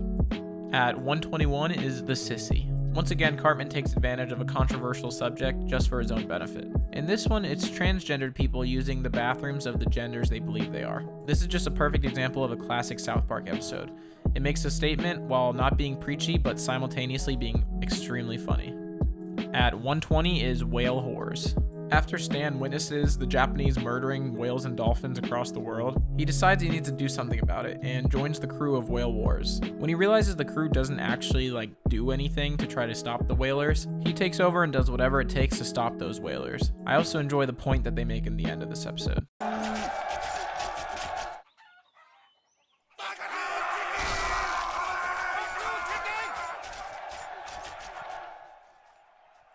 Great job, son. Now the Japanese are normal like us. At 119 is Bloody Mary. Randy becomes deathly ill with alcoholism, and when it's revealed that there's a miracle currently going on with a Mary statue that's bleeding out of, he decides that he needs to go to this statue so that he can be healed of his illness. And of course, this completely heals him of any of his urges of alcohol. Then, of course, when it's revealed that it wasn't actually a miracle, he reverts to his alcoholism almost immediately because all that stopped him was the fact that it was a miracle. The message here is pretty obvious, and I think it's a great one. At our 117th and 118th spots, we have Pandemic and Pandemic 2: The Startling. There's so much to talk about in these two episodes that I'll just go through a couple of the best parts. Arguably, the main reason for these episodes being as high as they are is the fact that Craig is a main character in these episodes, and it's the first time we really get to see the personality of Craig. His monotone and nihilistic reactions to almost everything that happens are just perfect. It just works with the story so well. Meanwhile, watching Randy do parodies of Cloverfield and the Blair Witch Project is pretty hilarious. Also, the massive guinea pigs that have the potential to destroy the world. That's a pretty fun touch. At number 116 is Night of the Living Homeless. This episode is a parody of Night of the Living Dead where, instead of zombies taking over, homeless people overwhelm the town of South Park. It has all the classic cliches of a zombie movie, but also includes some funny jokes to remind you that these are actual homeless people and not zombies. One thing I'll just never understand about this episode, though, is why Kyle is so interested in watching Cartman jump over homeless people with a skateboard. Like, he really just seems borderline obsessed. We're not having Cartman jump any more homeless people, Kyle. That isn't my idea! At number 115 is the Human Sentai Pad. Kyle forgets to read the terms of service for the new iTunes update and ends up getting put into a Human Sentai Pad, which is a grotesque creation in which 3 people are sewn mouth to anus, in order to power an iPad, of course. This is in reference to the film Human Centipede, in which this happens. What makes this episode so funny is everyone pretending like Kyle is so insane for not reading the terms of service, even though obviously no one actually reads the terms of service. Also, the fact that this doesn't seem too far off from something Apple would actually do nowadays. At 114 is the biggest douche in the universe. In this episode, they brutally attack John Edwards, who is a supposed medium with a TV show. Stan goes on to reveal that he's really just using a trick called cold reading, which has been used by mediums for centuries. Stan accuses him of not only being a douche, but being the biggest douche in the universe. To which it is later revealed that he actually won the award for biggest douche in the universe, so congratulations to him. At 113 is Conjoined Fetus Lady. This is another episode that isn't all that memorable, but the main reason it's up this high is for one joke. This is a bit that actually has gotten popular again recently due to TikTok, but most people don't even realize it's a reference to South Park. That, of course, is the Chinese commentators pretending to be racist towards Americans. Hey, you want to hear my impersonation of American? Yeah. Okay. Hey, I really want that. That looks good. Hey, let me try. I'll use my credit card. Do you have any non-dairy creamer? At 112 is A Nightmare on FaceTime. This episode parodies everyone's favorite horror movie, The Shining. Randy decides it's a good idea to buy a Blockbuster Video in 2012, when Blockbuster Video was already going downhill. He ends up going insane and almost murdering his family because, like I said, it's a parody of The Shining. At 111 is The Coon. The first part in what would later become a series, this episode mainly parodies The Dark Knight. Cartman decides that he needs to be the hero that the city deserves. However, this doesn't work out too well as he's consistently overshadowed by Mysterion, the much better and more likable hero. This pisses Cartman off to no ends, and he does whatever it takes to beat Mysterion. I think the best part of this episode is the fact that watching it, we don't know who Mysterion is, and even by the end, we still don't know who he is. It makes the reveal in the later episodes that much better. At 110 is Ginger Kids. Of course, as I mentioned before, any episode where Cartman is being horrible is generally a good episode. It's also, once again, classic Cartman taking advantage of any situation he's put in. He discusses how he hates gingers with a passion and how they don't have souls, so the others decide to make him a ginger to make him question his actions a little bit. This, of course, backfires as he rallies the gingers and promotes a form of ethnic cleansing. At 109 is Douche and Turd. This is, of course, a South Park episode that once again aged like fine wine. Sure, the idea of having an election between a giant douche and a turd sandwich was relevant back in the day, but as of the 2016 election, I think this is more relevant than ever. At 108 is Toilet Paper. Another episode I believe many fans underrate. It parodies Silence of the Lambs. When the boys TP their art teacher's house, they end up reacting like they just murdered someone, and the guilt gets the best out of Kyle. This leads to Cartman attempting to murder him, but only having a wiffle bat, so it takes a while. Luckily, he doesn't get to murder him, and the whole case is eventually solved thanks to the Hannibal Lecter parody. At 107 is Sexual Harassment Panda.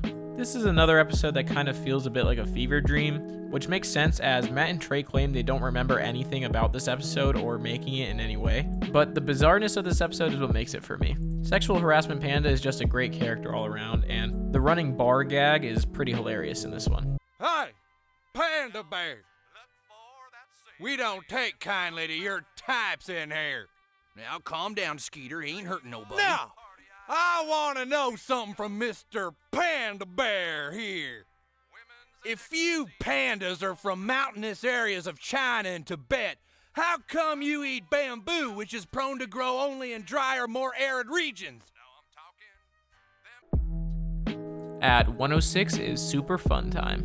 The 4th grade class visits a living history museum that is set in 1864. All the actors at this museum have a very strict code of not breaking character, and to say they take that seriously would be a massive understatement. Even as they're taken hostage and slowly killed off, they still refuse to break character in order to save themselves. The only thing that eventually saves them is Stan's willingness to cave and act like they're in 1864. At 105 is Super Best Friends, the first of the several banned episodes of South Park. This follows the boys as they join David Blaine's cult. Speaking of David Blaine, I've done a video on him, so if you'd like to check that out, go ahead and click right here. When Stan asks Jesus for help in taking down the cult, Jesus decides that he can't do it on his own, so he has to assemble the Super Best Friends, which is a Justice League style team of religious figures, including Muhammad, Buddha, Moses, Joseph Smith, and of course, most importantly, Seaman and his bird Swallow.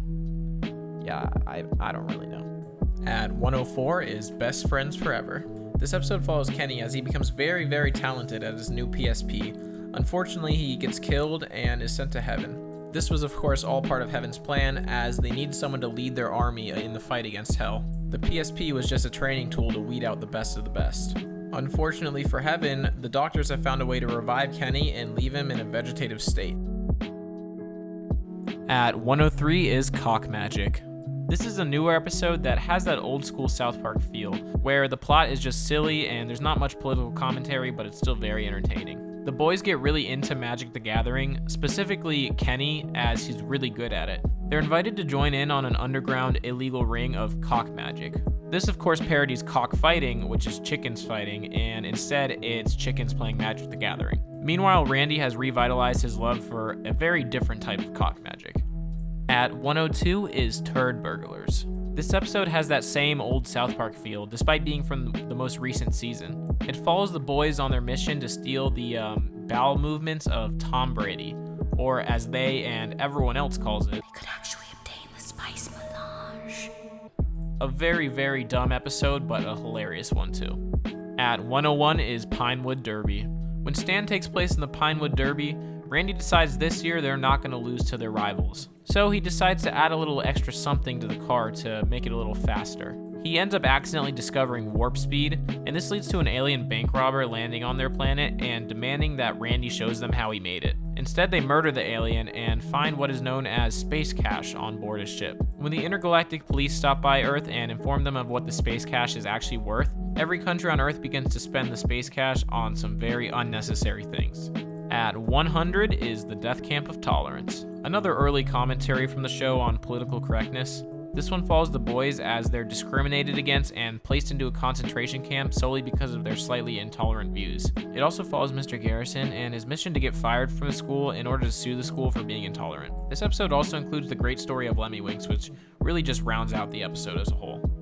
At number 99 is Starvin' Marvin. I don't really have a lot to say about Starvin' Marvin. It's a pretty typical early on episode, but it's just a great episode all around. At 98 is Something Walmart This Way Comes. This episode has some deeper commentary on consumerism and capitalism in general. My favorite bit they do in this episode is when they're told that to destroy the Walmart, they have to destroy its heart.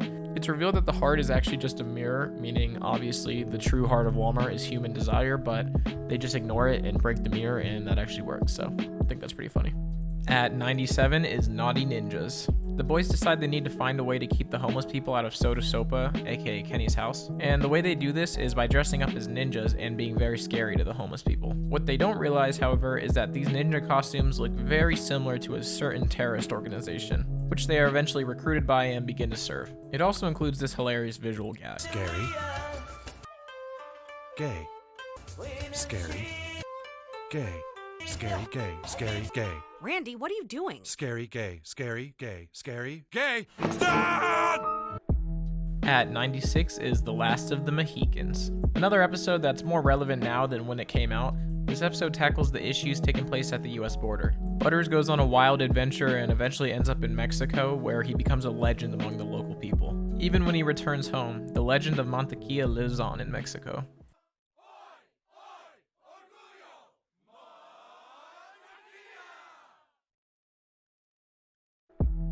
At 95 is Simpsons Already Did It.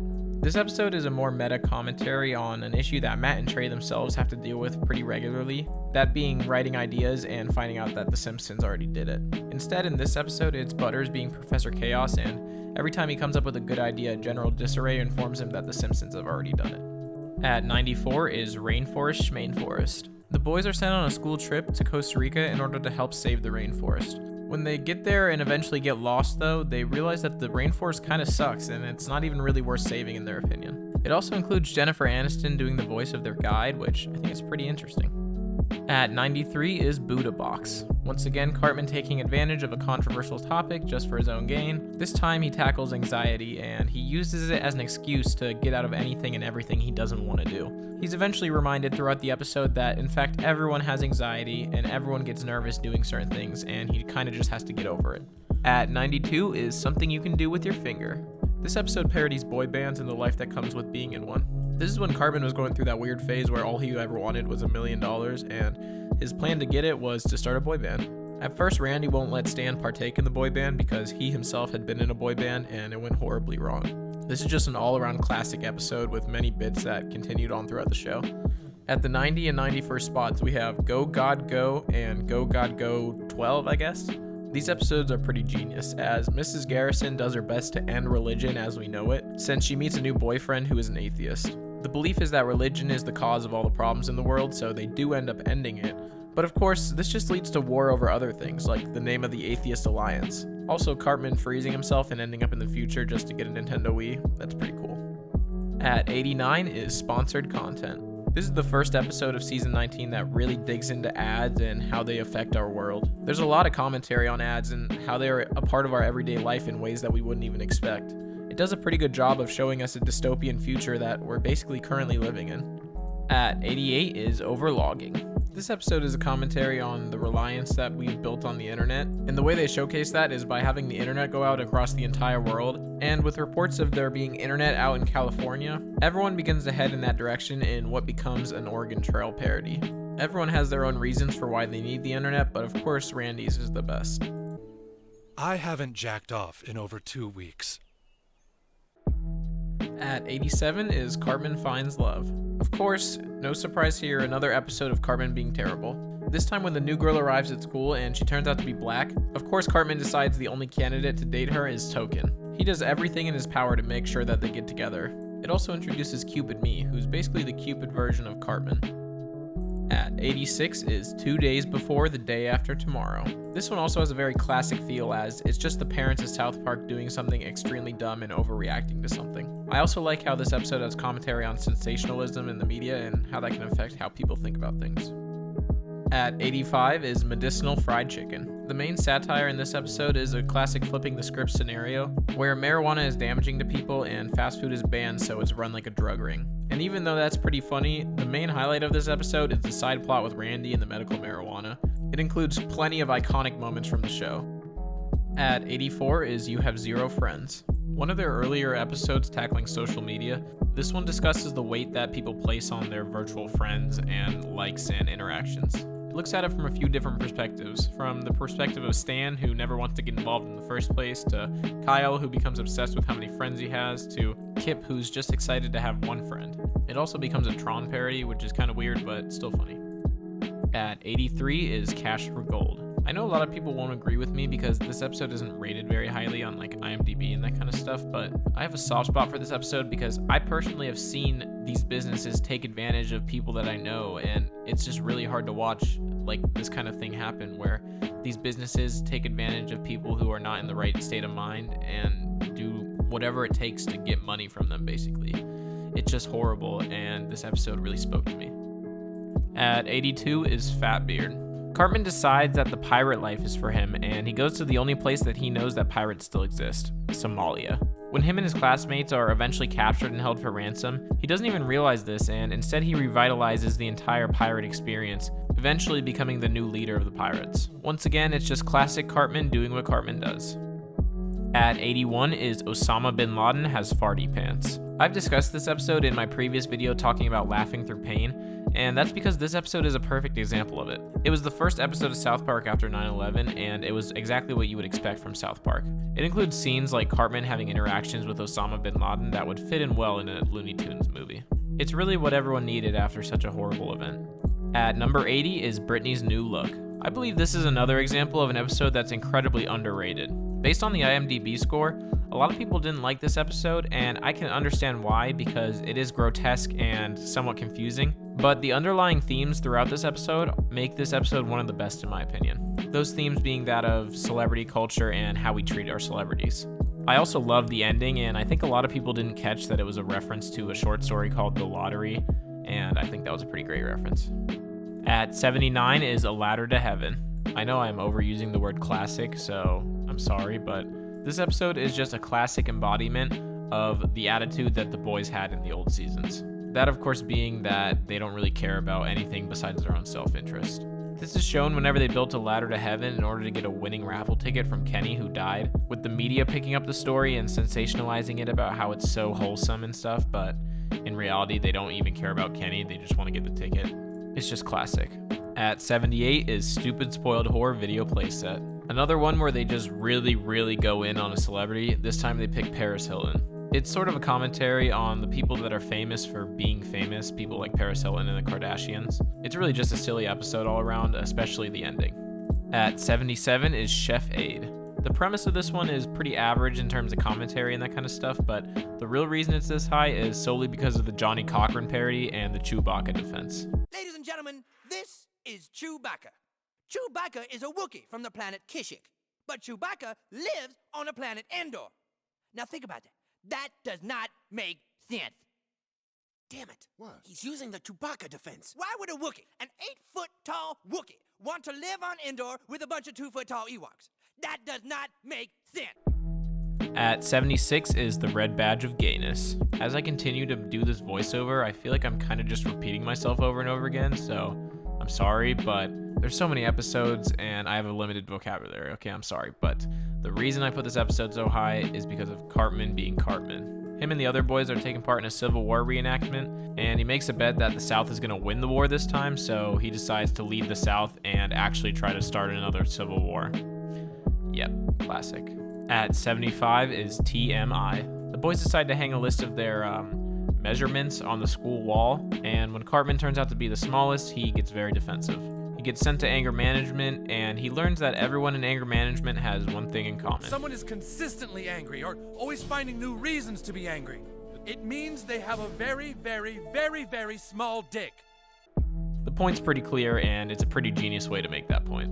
At 74 is Raisins. This episode follows Butters as he gets led on by a waitress that works at Raisins. He falls in love with her and inevitably experiences heartbreak. Meanwhile, Stan has just gotten broken up with by Wendy, and he falls into a depressive state.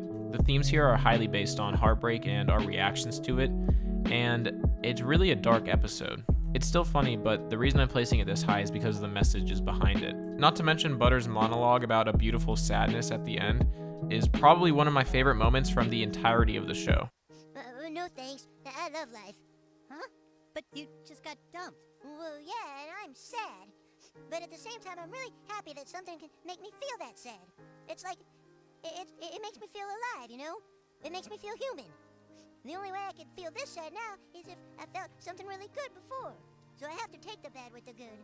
So I guess what I'm feeling is like a beautiful sadness. I guess that sounds stupid. Yeah. At 73 is Nambla. Cartman decides he's too mature for his other friends and decides to find some older friends to hang out with. That, of course, goes about as well as you could expect an 8-year-old looking for older friends to go. He ends up becoming the poster child for NAMBLA, or the North American Man-Boy Love Association. And once again, this goes about as well as you would expect it to. At 72 is You Got F'd in the A. Once again, another underrated episode. This one is just so funny to me because it clearly plays off of the classic situation of a kid getting into a fight and his dad teaching him how to fight and all that kind of stuff, but instead of actually fighting, it's dance battling. Also, Butters being a state champ tap dancer who accidentally killed a bunch of people is pretty on character, I'd say. At 71 is Dead Kids. Some of the best episodes of South Park are the episodes where they tackle a subject that almost no one else is willing to tackle. In this episode, that subject is mass shootings, specifically in schools. Instead of satirizing the events themselves, they satirize our response to them, and the fact that they've become somewhat of a normal event where no one really bats an eye anymore. This is shown through Sharon, who is reacting how everyone should be reacting to these events. But to everyone else, this has just become a normal, everyday thing, and no one really cares, and no one can understand why Sharon is reacting so strongly. Coming in at our 70th spot is Butters' Bottom Bitch. This episode follows Butters as he unknowingly becomes a pimp. There's not really a ton to say about this episode, other than that it's just pure funniness and a lot of good commentary on prostitution.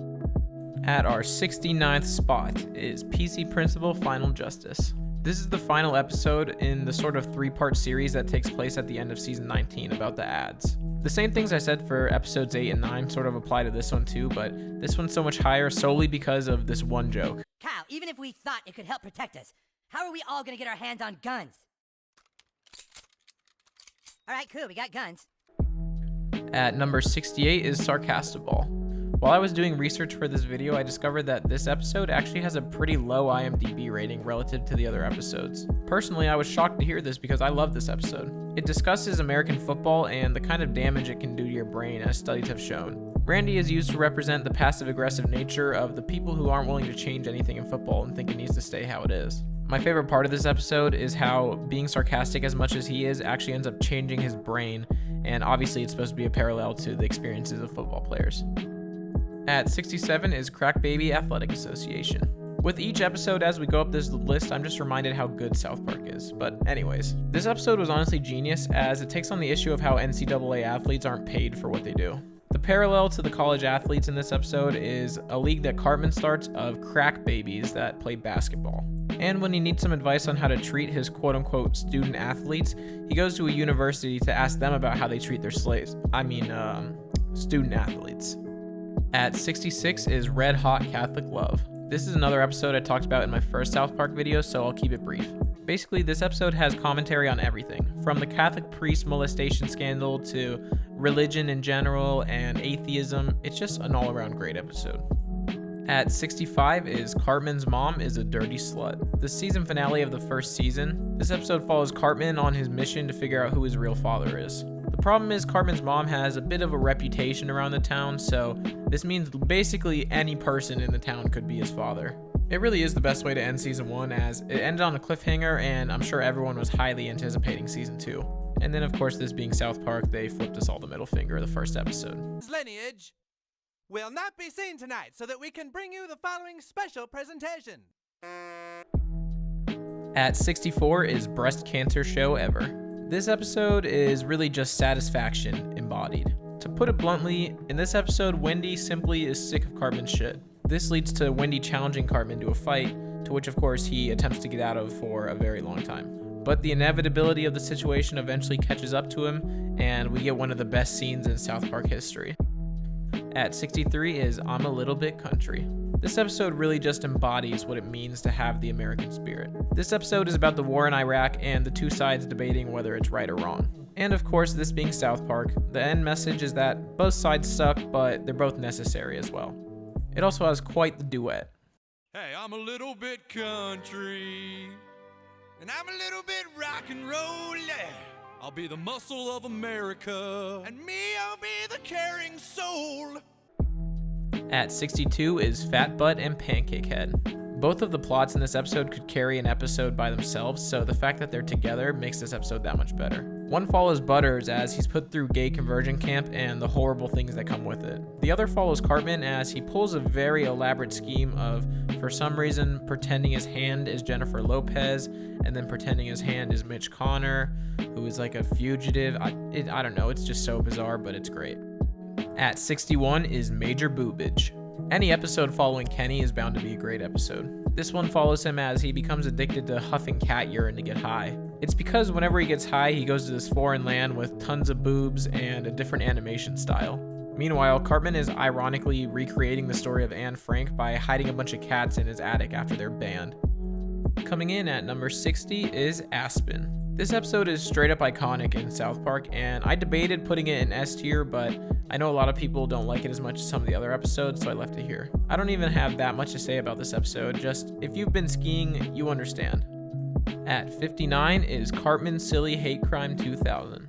Cartman throws a rocket Token, and since Token is a different race, it becomes a hate crime. Because of this, he's sent to jail for much longer than he should have been. I like this episode a lot because the commentary in it is a point that I disagree with very heavily. That being that hate crimes are kinda dumb, because every crime that's committed with violent intentions is done out of hate. In reality, the sentencing shouldn't be affected by the motive. At 58 is the Wacky Molestation Adventure. The boys realize that they can get rid of their parents if they can just tell the police that they molested them. This of course leads to every single kid in town doing this, and the town becomes a Lord of the Flies situation. There's not really much commentary in this episode, it's just an all-around great episode. At 57 is Christian Rockhard. As someone who's both familiar with people who really enjoy Christian music and constantly illegally downloading things, this episode hits pretty close to home. Cartman does a good job of exposing how often things like Christian music are just taking advantage of Christian people to sell them things. Meanwhile, Stan and Kyle are informed of the horrible effects that come with illegally downloading music. This month he was hoping to have a gold-plated Shark Tank bar installed right next to the pool, but thanks to people downloading his music for free, he must now wait a few months before he can afford it. At 56 is Stunning and Brave. I don't even think I have to say much about this episode because this is the episode that introduces PC Principal. Honestly, this is probably one of the best ways that South Park could have tackled PC culture. He's become such an important character to the show, and this episode is the one that established him, so I definitely have to rank it pretty high. The one part I don't like about this episode, though, is how they make fun of Caitlyn Jenner the entire time. Like, she's truly brave for what she did, and not to mention she's stunning. Oh, Caitlyn Jenner? She's a hero. She is stunning and brave. Stunning. She is absolutely beautiful and an inspiration. Yep, that's right. At 55 is Bored Girls. This episode is also simply genius. It tackles the idea of trans women taking part in women's sports, and this episode is definitely severely misunderstood by the mainstream media because it's labeled as transphobic when in reality this episode is the exact opposite of that. But of course, this is what I talked about in my first South Park video where the media just sees clips of an episode and without the nuance and context it seems offensive, of course, so I don't really expect anything else, but this episode is genius. Up next is the Pandemic Special and the Vaccination Special at places 54 and 53 respectively. I decided to group these two together as they're kind of similar in the fact that they're both specials taking place around the same time, and I would definitely say they're of very similar quality. They're very good. I give this Vaccination Special a slight edge, but all around these are very similar episodes that are good. It really felt like with these episodes, they sort of turned back the clock and turned it into a more vintage South Park. But I have full videos on both these episodes, so feel free to go watch those videos if you want to hear my thoughts on them. At 52 is Fish Sticks. Watching South Park parody Kanye West is about as great as you would expect it to be. When Cartman definitely wrote the funniest joke ever all by himself, Kanye just doesn't get the joke, and because of this, he just goes on a rampage trying to figure out what the joke means and why everyone's calling him a gay fish.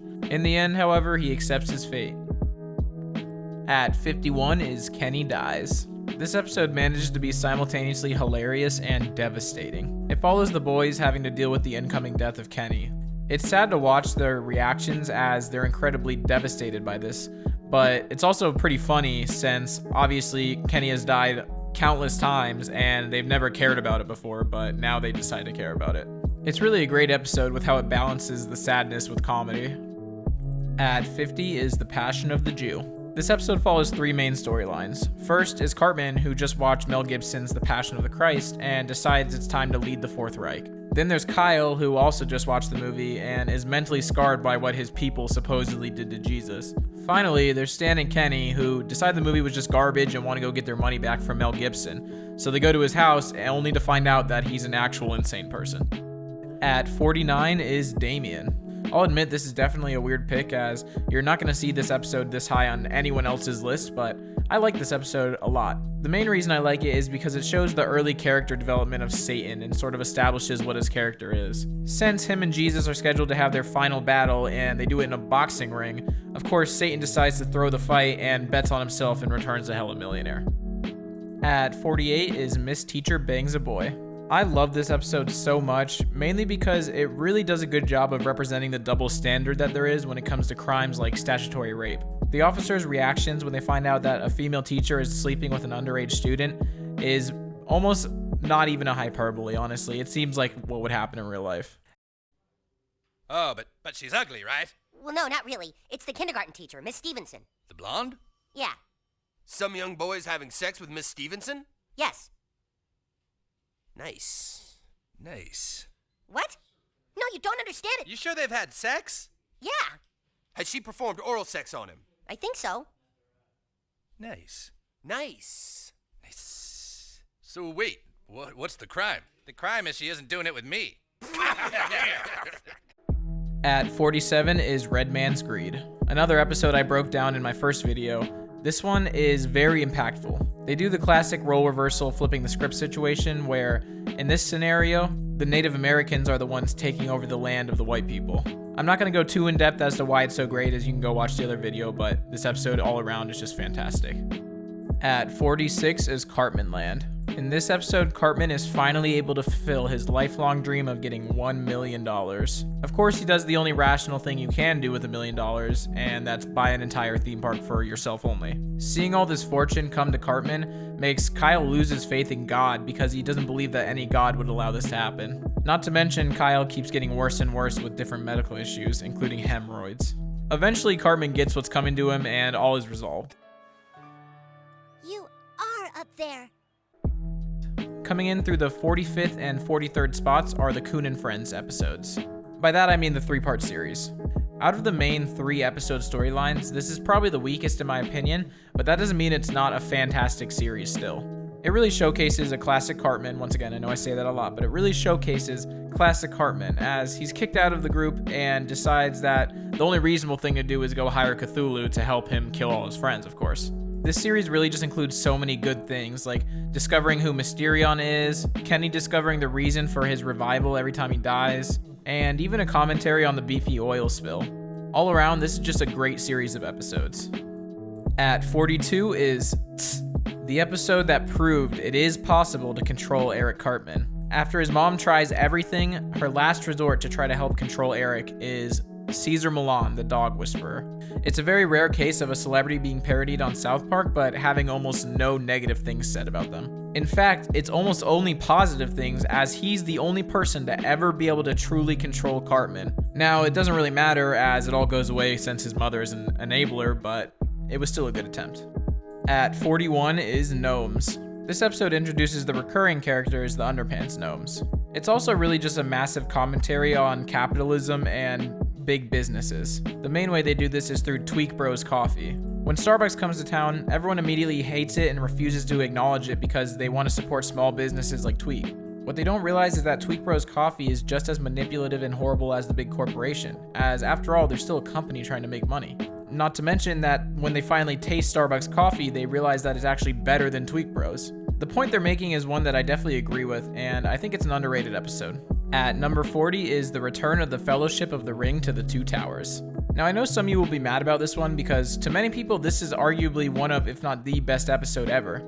And I do agree that this is one of the best episodes, but to me, there's just so many good South Park episodes that it had to go a little lower. But obviously, it's a parody of The Lord of the Rings, and the mission is for the boys to drop off a DVD to the rental place.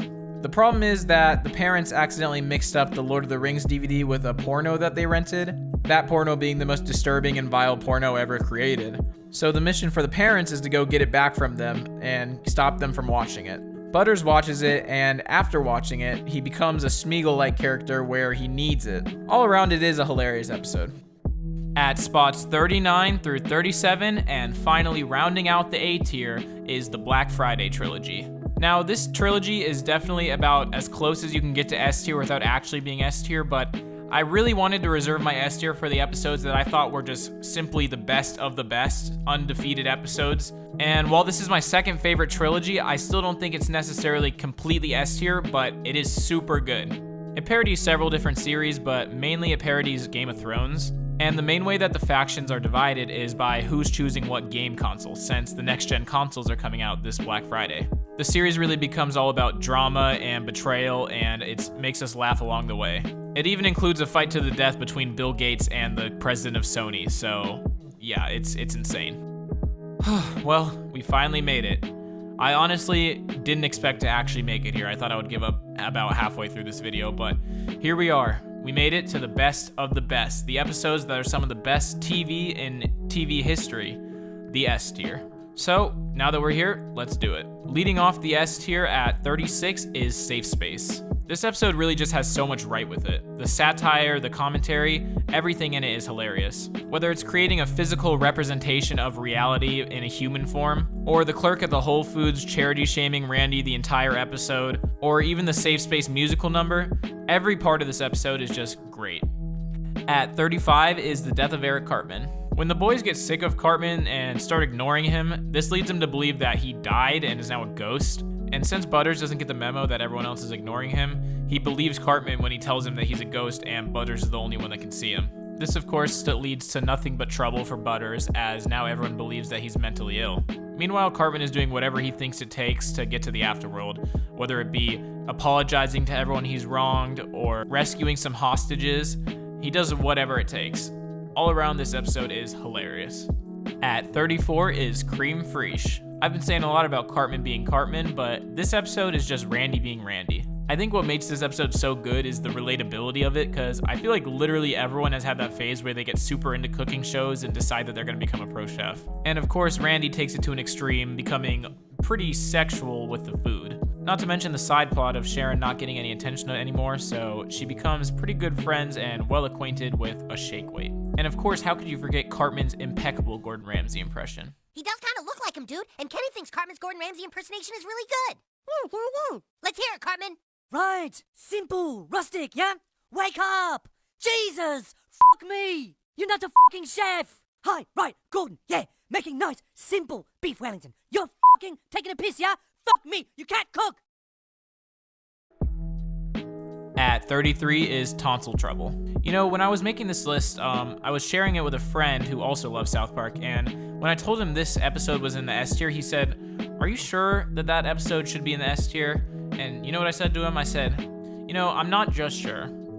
I'm HIV positive." Okay, I'm sorry. Anyways, this episode is just the perfect example of how South Park can take a touchy subject and make it so funny. If you don't know, the basic premise is that Cartman somehow gets AIDS from a blood transfusion, and Kyle makes fun of him because it's Cartman and he definitely deserves it. So Cartman decides to give Kyle his AIDS. They then go searching for a cure for it, and they discover from Magic Johnson that the cure is just money. Obviously a reference to the fact that AIDS isn't that deadly if you have the money to pay for the treatments. At 32 is It Hits the Fan. It may seem a little weird that this episode is as high as it is, because it's actually not even that great of an episode, but the reason this episode is so high is because of the theory behind it rather than how it came out in practice. For those of you that don't know the context of this episode, this was basically the second episode of any TV show ever to say the word shit uncensored. So they knew that if they said it, it would be controversial, so they come up with the most South Park idea ever. That of course being, why don't we just say it as much as we possibly can? The reason they did this is because they actually only wanted to say it a few times in the beginning, but Comedy Central wouldn't allow it, so they decided if they just say it repeatedly throughout the episode, it would lose all its meaning and then it would be accepted. And crazily enough, that worked. The episode even includes a counter of how many times they say the word, getting all the way up to 162 times throughout the episode. At 31 is Chef Goes Nanners. Another episode that a lot of people probably didn't expect to be this high. The only reason it's as high as it is because of how well this episode aged. Basically, the plot is that the South Park flag is offensive and it needs to be changed. It's an issue that really wasn't even taking place at the time that this episode was released, but 13 years later is when people started to realize that the Confederate flag represented racism to an extent. Basically, this episode just completely predicted that entire situation. At number 30 is The Jeffersons. There's just something about Michael Jackson and South Park that is just always so funny. Whoever does the voice of Michael Jackson in these episodes is really, really good at the voice, and his certain inflections and weird little catchphrases just come off so perfectly. Not to mention, this episode also heavily follows Detective Harrison, who will simply always be a hilarious metaphor for police racism. At 29 is Cartman Sucks. As I'm recording this, I'm realizing that I accidentally confused the plot of this episode with the plot of the Jennifer Lopez episode, so sorry about that, but this is actually the one where Butters gets sent to gay conversion camp.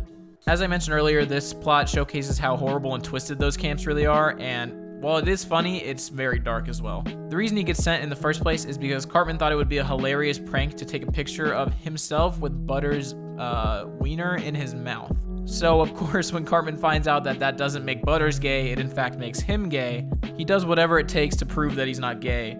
Eventually, when he believes that Kyle stole the photo from him and planned on showing it at Show and Tell, he decides that he might as well do it first, so he brings the photo to Show and Tell and shows it to the entire class. Only to find out that, of course, Kyle never had the photo and he was overreacting. At 28 is Grounded Vindaloop. This episode is chaotic and confusing, but that's what makes it so good. The boys are trying out VR, and it becomes clear immediately that something's off, as they keep being reminded by other boys that they're actually trapped in VR right now, and that this isn't even the real world, they're still in VR. It seems like somewhat of an Inception parody, and it gets insanely confusing as you never know what really is the real world and what's VR, and the ending is hilarious. It's all around just a solid episode. At 27 is All About Mormons. Making fun of Mormons is a pretty easy target as they tend to be a little bit silly, but this episode does it so perfectly. It's lighthearted enough to where I feel like if I was a Mormon and watched this, I would still find it funny. But they also don't shy away from throwing in their personal feelings. The episode would probably be at least A tier already, even with just the main plot, but what really seals the deal for me is the message that's revealed at the very end of the episode. Look, maybe us Mormons do believe in crazy stories that make absolutely no sense. And maybe Joseph Smith did make it all up. But I have a great life and a great family, and I have the Book of Mormon to thank for that. The truth is, I don't care if Joseph Smith made it all up, because what the church teaches now is loving your family, being nice, and helping people. And even though people in this town might think that's stupid, I still choose to believe in it. All I ever did was try to be your friend, Stan. But you're so high and mighty you couldn't look past my religion and just be my friend back. You got a lot of growing up to do, buddy. Suck my balls.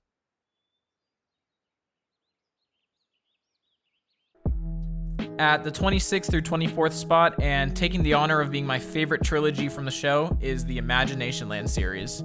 To me, the Imagination Land series represents basically another South Park movie. Also, I'm pretty sure that it originally was intended as another South Park movie. Don't quote me on that, but I think that's true. But this series all around is just so good. Whether it's Cartman's mission to get Kyle to suck his balls no matter what, or Al Gore who comes in when he hears that Man Bear Pig is real, all around it's just fantastic. And that's not including the visuals. Obviously, South Park's animation style is known for being very simple and nothing too special, but this was a rare instance when the animators really got to show what they're capable of, and the visuals in this series are just stunning. Seeing all the different animated characters and all the Easter eggs and everything, it's just so good. At 23 is Towelie. I know I've already said this many times, but this truly is the perfect example of a classic South Park episode. Towelie as a character is probably one of the most ridiculous ideas ever, just a talking towel that's basically designed to sell merch. And the main plot that follows the boys trying to get their Okama Game Sphere back just perfectly represents one of the main storytelling devices the writers used to use, which is having the boys go along on a mission that they are completely disinterested in for their own selfish reasons. Not to mention that this introduced Towelie, and Towelie has always been one of my favorite characters. That's it. That's it? Yeah, that's the melody of Funky Town. Won't you take me down to Funky Town? At 22 is The Hobbit. This episode also did a Kanye parody, but it basically took everything that they did with the Fish Stick episode and did it even better. This time it includes him talking about his wife, Kim Kardashian. And of course he's standing up for her and defending her, as she's clearly a human woman and definitely not a hobbit. Really, it's just all the bits from Kanye trying as hard as he can to publicly defend his wife that really make this episode great. At 21 is Le Petit Tourette. Now, obviously I don't know what it's actually like to have Tourette's, but from what I've heard, this episode actually does a great job of portraying what it's like to have Tourette's. So it immediately gets bonus points for accurately representing the condition. Whenever Cartman finds out that this condition exists though, of course he does whatever he can to take advantage of it. This of course means that he's gonna pretend he has it so that he can say whatever he wants to anyone he wants and get away with it. It is, once again, Cartman being Cartman. At 20 is Chinpokomon. This is actually the oldest episode in the top 20, and it's satirizing the sort of culture that came along with Pokemon of advertising to children through a television show. Of course, they take it even further by having the Chinpokomon spout anti-American and anti-capitalist things to all the children, and eventually try to wrangle all the children together to bomb Pearl Harbor. Also, the way that they distract American men anytime it seems like they're on their trail is pretty hilarious. You must have very big penis. Excuse me? I was just asking you what you're up to with these toys. Nothing. We are very simple people with very small penis. Mr. Horse's penis is especially small. So small. At 19 is Guitar Queero. Another episode that I think is pretty genius. This time South Park takes on the whole cliche rock star biopic type of movie, but instead it's Stan and Kyle playing Guitar Hero. There's just something so hilarious to me about watching Stan and Kyle go through all the trials and tribulations of classic rock stars, parties, drugs, breakups, and yet it's all for Guitar Hero. It's just genius. At 18 is You're Getting Old. This episode tackles the very, very heavy topic of depression. It's very dark as it follows Stan going through life thinking that everything is shit now. His friends get tired of his negative attitude and stop hanging out with him, and this only causes him to spiral more. This really isn't a funny episode. There are funny parts, obviously, but it's not meant to be funny. It's meant to accurately portray the feelings that people get when they're depressed, and it does a fantastic job of that. This episode really feels more like an episode of BoJack, where there are funny moments, but it's really more about portraying the feelings that Stan's experiencing. There's not even a happy resolution at the end. Sure, in the next episode, it ends up being a little more lighthearted, but at the end of this episode, it simply stays with him being depressed. It's horribly dark, depressing, but it's perfect. At number 17 is The Losing Edge. This episode definitely holds a soft spot in my heart as I've grown up playing baseball and I can relate to some of the feelings these kids have. And even though the plot of them trying to intentionally lose is pretty funny, it's really outshined by Randy and his Rocky parody. This episode really feels like Randy at his best. Watching him get drunk and fight other dads and taking it so seriously is just so great to watch, and this episode has countless meme opportunities. It's also just unfortunate that he gets arrested so many times because they really don't even have a reason to be arresting him. I mean, I thought this was America. Isn't this America? I thought this was America. Huh? Isn't this America? I'm sorry, I thought this was America. At 16 is Child Abduction is Not Funny. Now, the main plot of this episode is pretty solid, following all the panic that parents have after seeing all these news stories about kids being abducted and stuff, and the lengths they'll go to prevent that.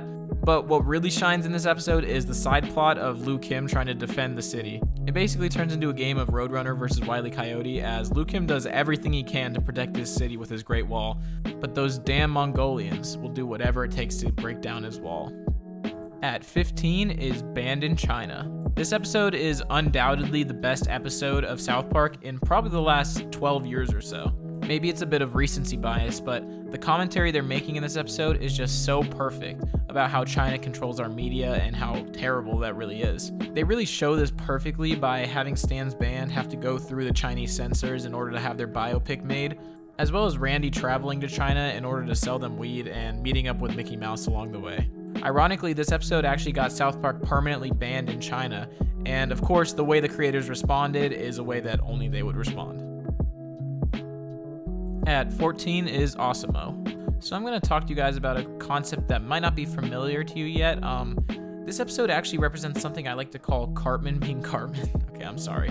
But in reality, that's really all this episode is. It's just Cartman being Cartman, getting himself into a situation that is not great for him, and digging a deeper and deeper hole. And then, of course, it backfires on him. At 13 is Margaritaville. It's pretty clear that this episode was released during the housing crisis, as it represents a lot of fear in the financial system. It has some very interesting messages about the economy and how it's all run by people, and it means nothing unless we make it mean something. And the main reason this episode is so funny is because it does all this by directly paralleling stories from the Bible, specifically stories of Jesus' teachings and his last days on Earth. And of course, being a Jew, Kyle is Jesus. At number 12 is Goobacks. They took our gerbs! At 11 is With Apologies to Jesse Jackson. Now, I don't want to say a lot about this episode because in my other episode, I go into depth as to why I enjoyed this episode so much, so just go ahead and check that out if you're interested, but this episode is truly fantastic. Welcome back to Watch Blooms, and today we'll be counting down our list for the top 10 South Park episodes of all time. Number 10, Pip. I'm sorry. At numbers 9 and 10 are 200 and 201. Now, a lot of you may not have even seen these episodes, even if you're a big fan of South Park, because they're really hard to find. The only way to really watch them is if you watch them illegally on the internet or if you have this one specific Blu-ray box. This is because the episodes were practically wiped off the face of the earth after release. If you don't know the full story behind it, basically they wanted to depict Muhammad on the episode, but some Middle Eastern extremist groups started threatening acts of terrorism on both the studios and other places. This basically led to Comedy Central censoring the heck out of the episode and banning it from ever airing again. Ironically, these end up being some of the best episodes of the entire series, as the episodes are all about censorship and how giving in to terrorist demands is allowing terrorism to work. Kyle even gives a great speech at the end that's clearly coded with sarcasm about the efficiency in threatening people with violence and how if you threaten someone with violence, you can get them to do whatever you want them to do. However, you wouldn't know that if you watched this episode on TV, as this is what you would have seen.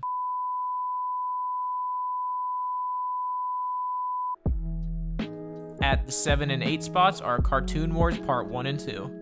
I'm sorry about the two-part episodes in a row, but these episodes kind of fit together in a way. It's almost like a 4-part series, and I think Cartoon Wars is slightly better than it. The attempt to show Muhammad in 201 was actually a reference to this episode, as they tried to show Muhammad in Cartoon Wars Part 2. Unfortunately, the same thing happened the first time, and they got threats of violence, and they got censored.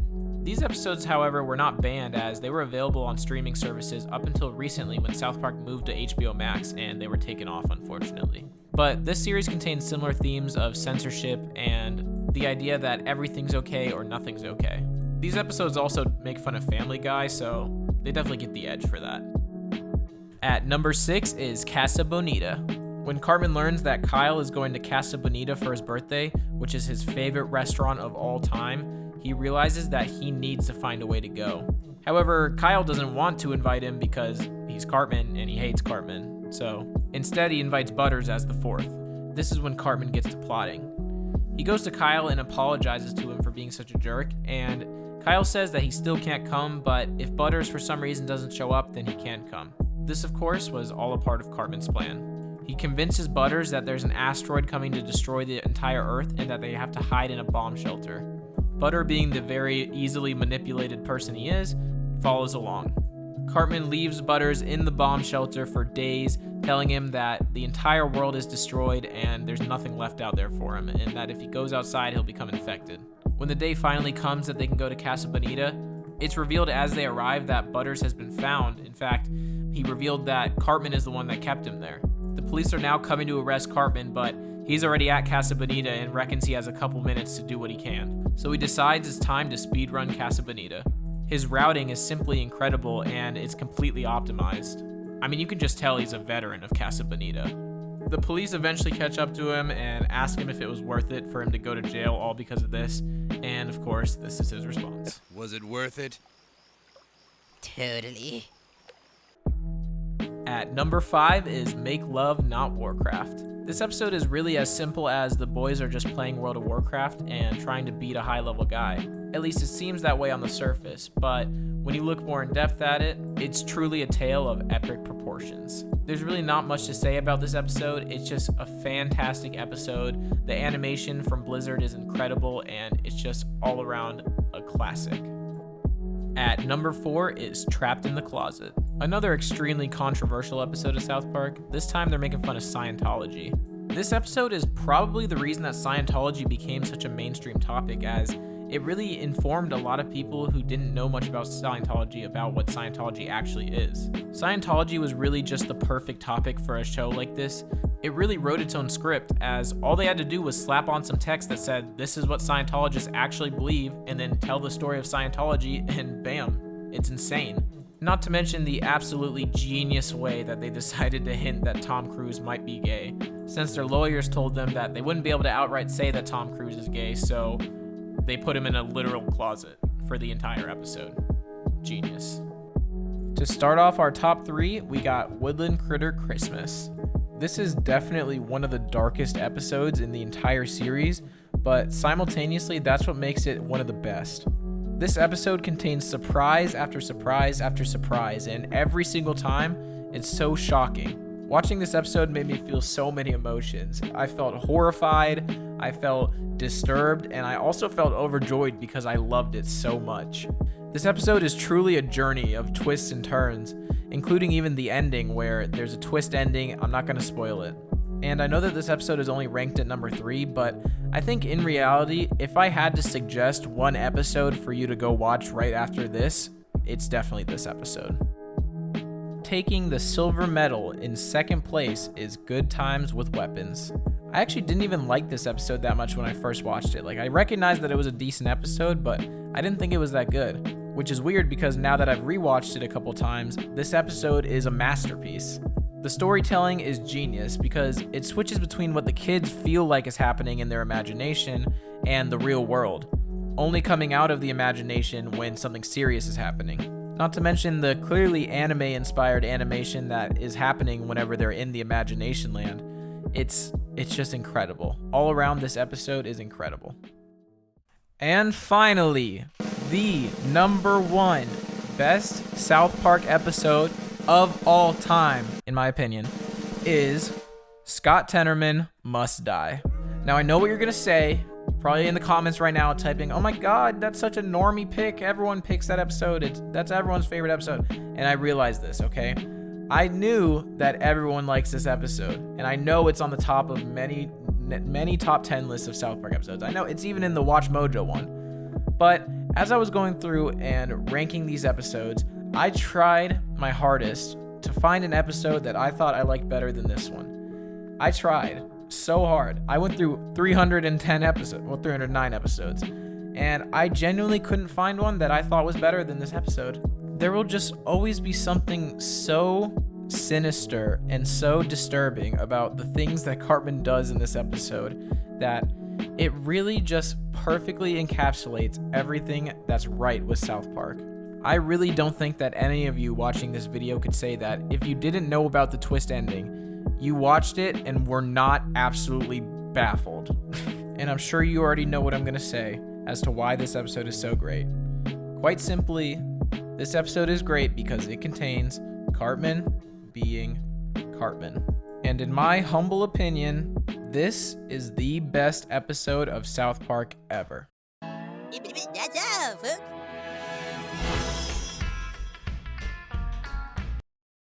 Oh my god, I really cannot believe I made it all the way through this video.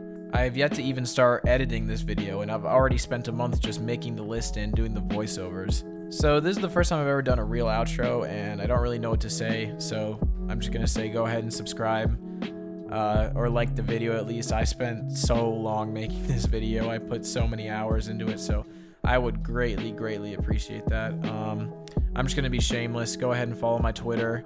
Here's an absolutely hilarious tweet from me. Yeah, I know, that's so funny. Wow, thank you for telling me that.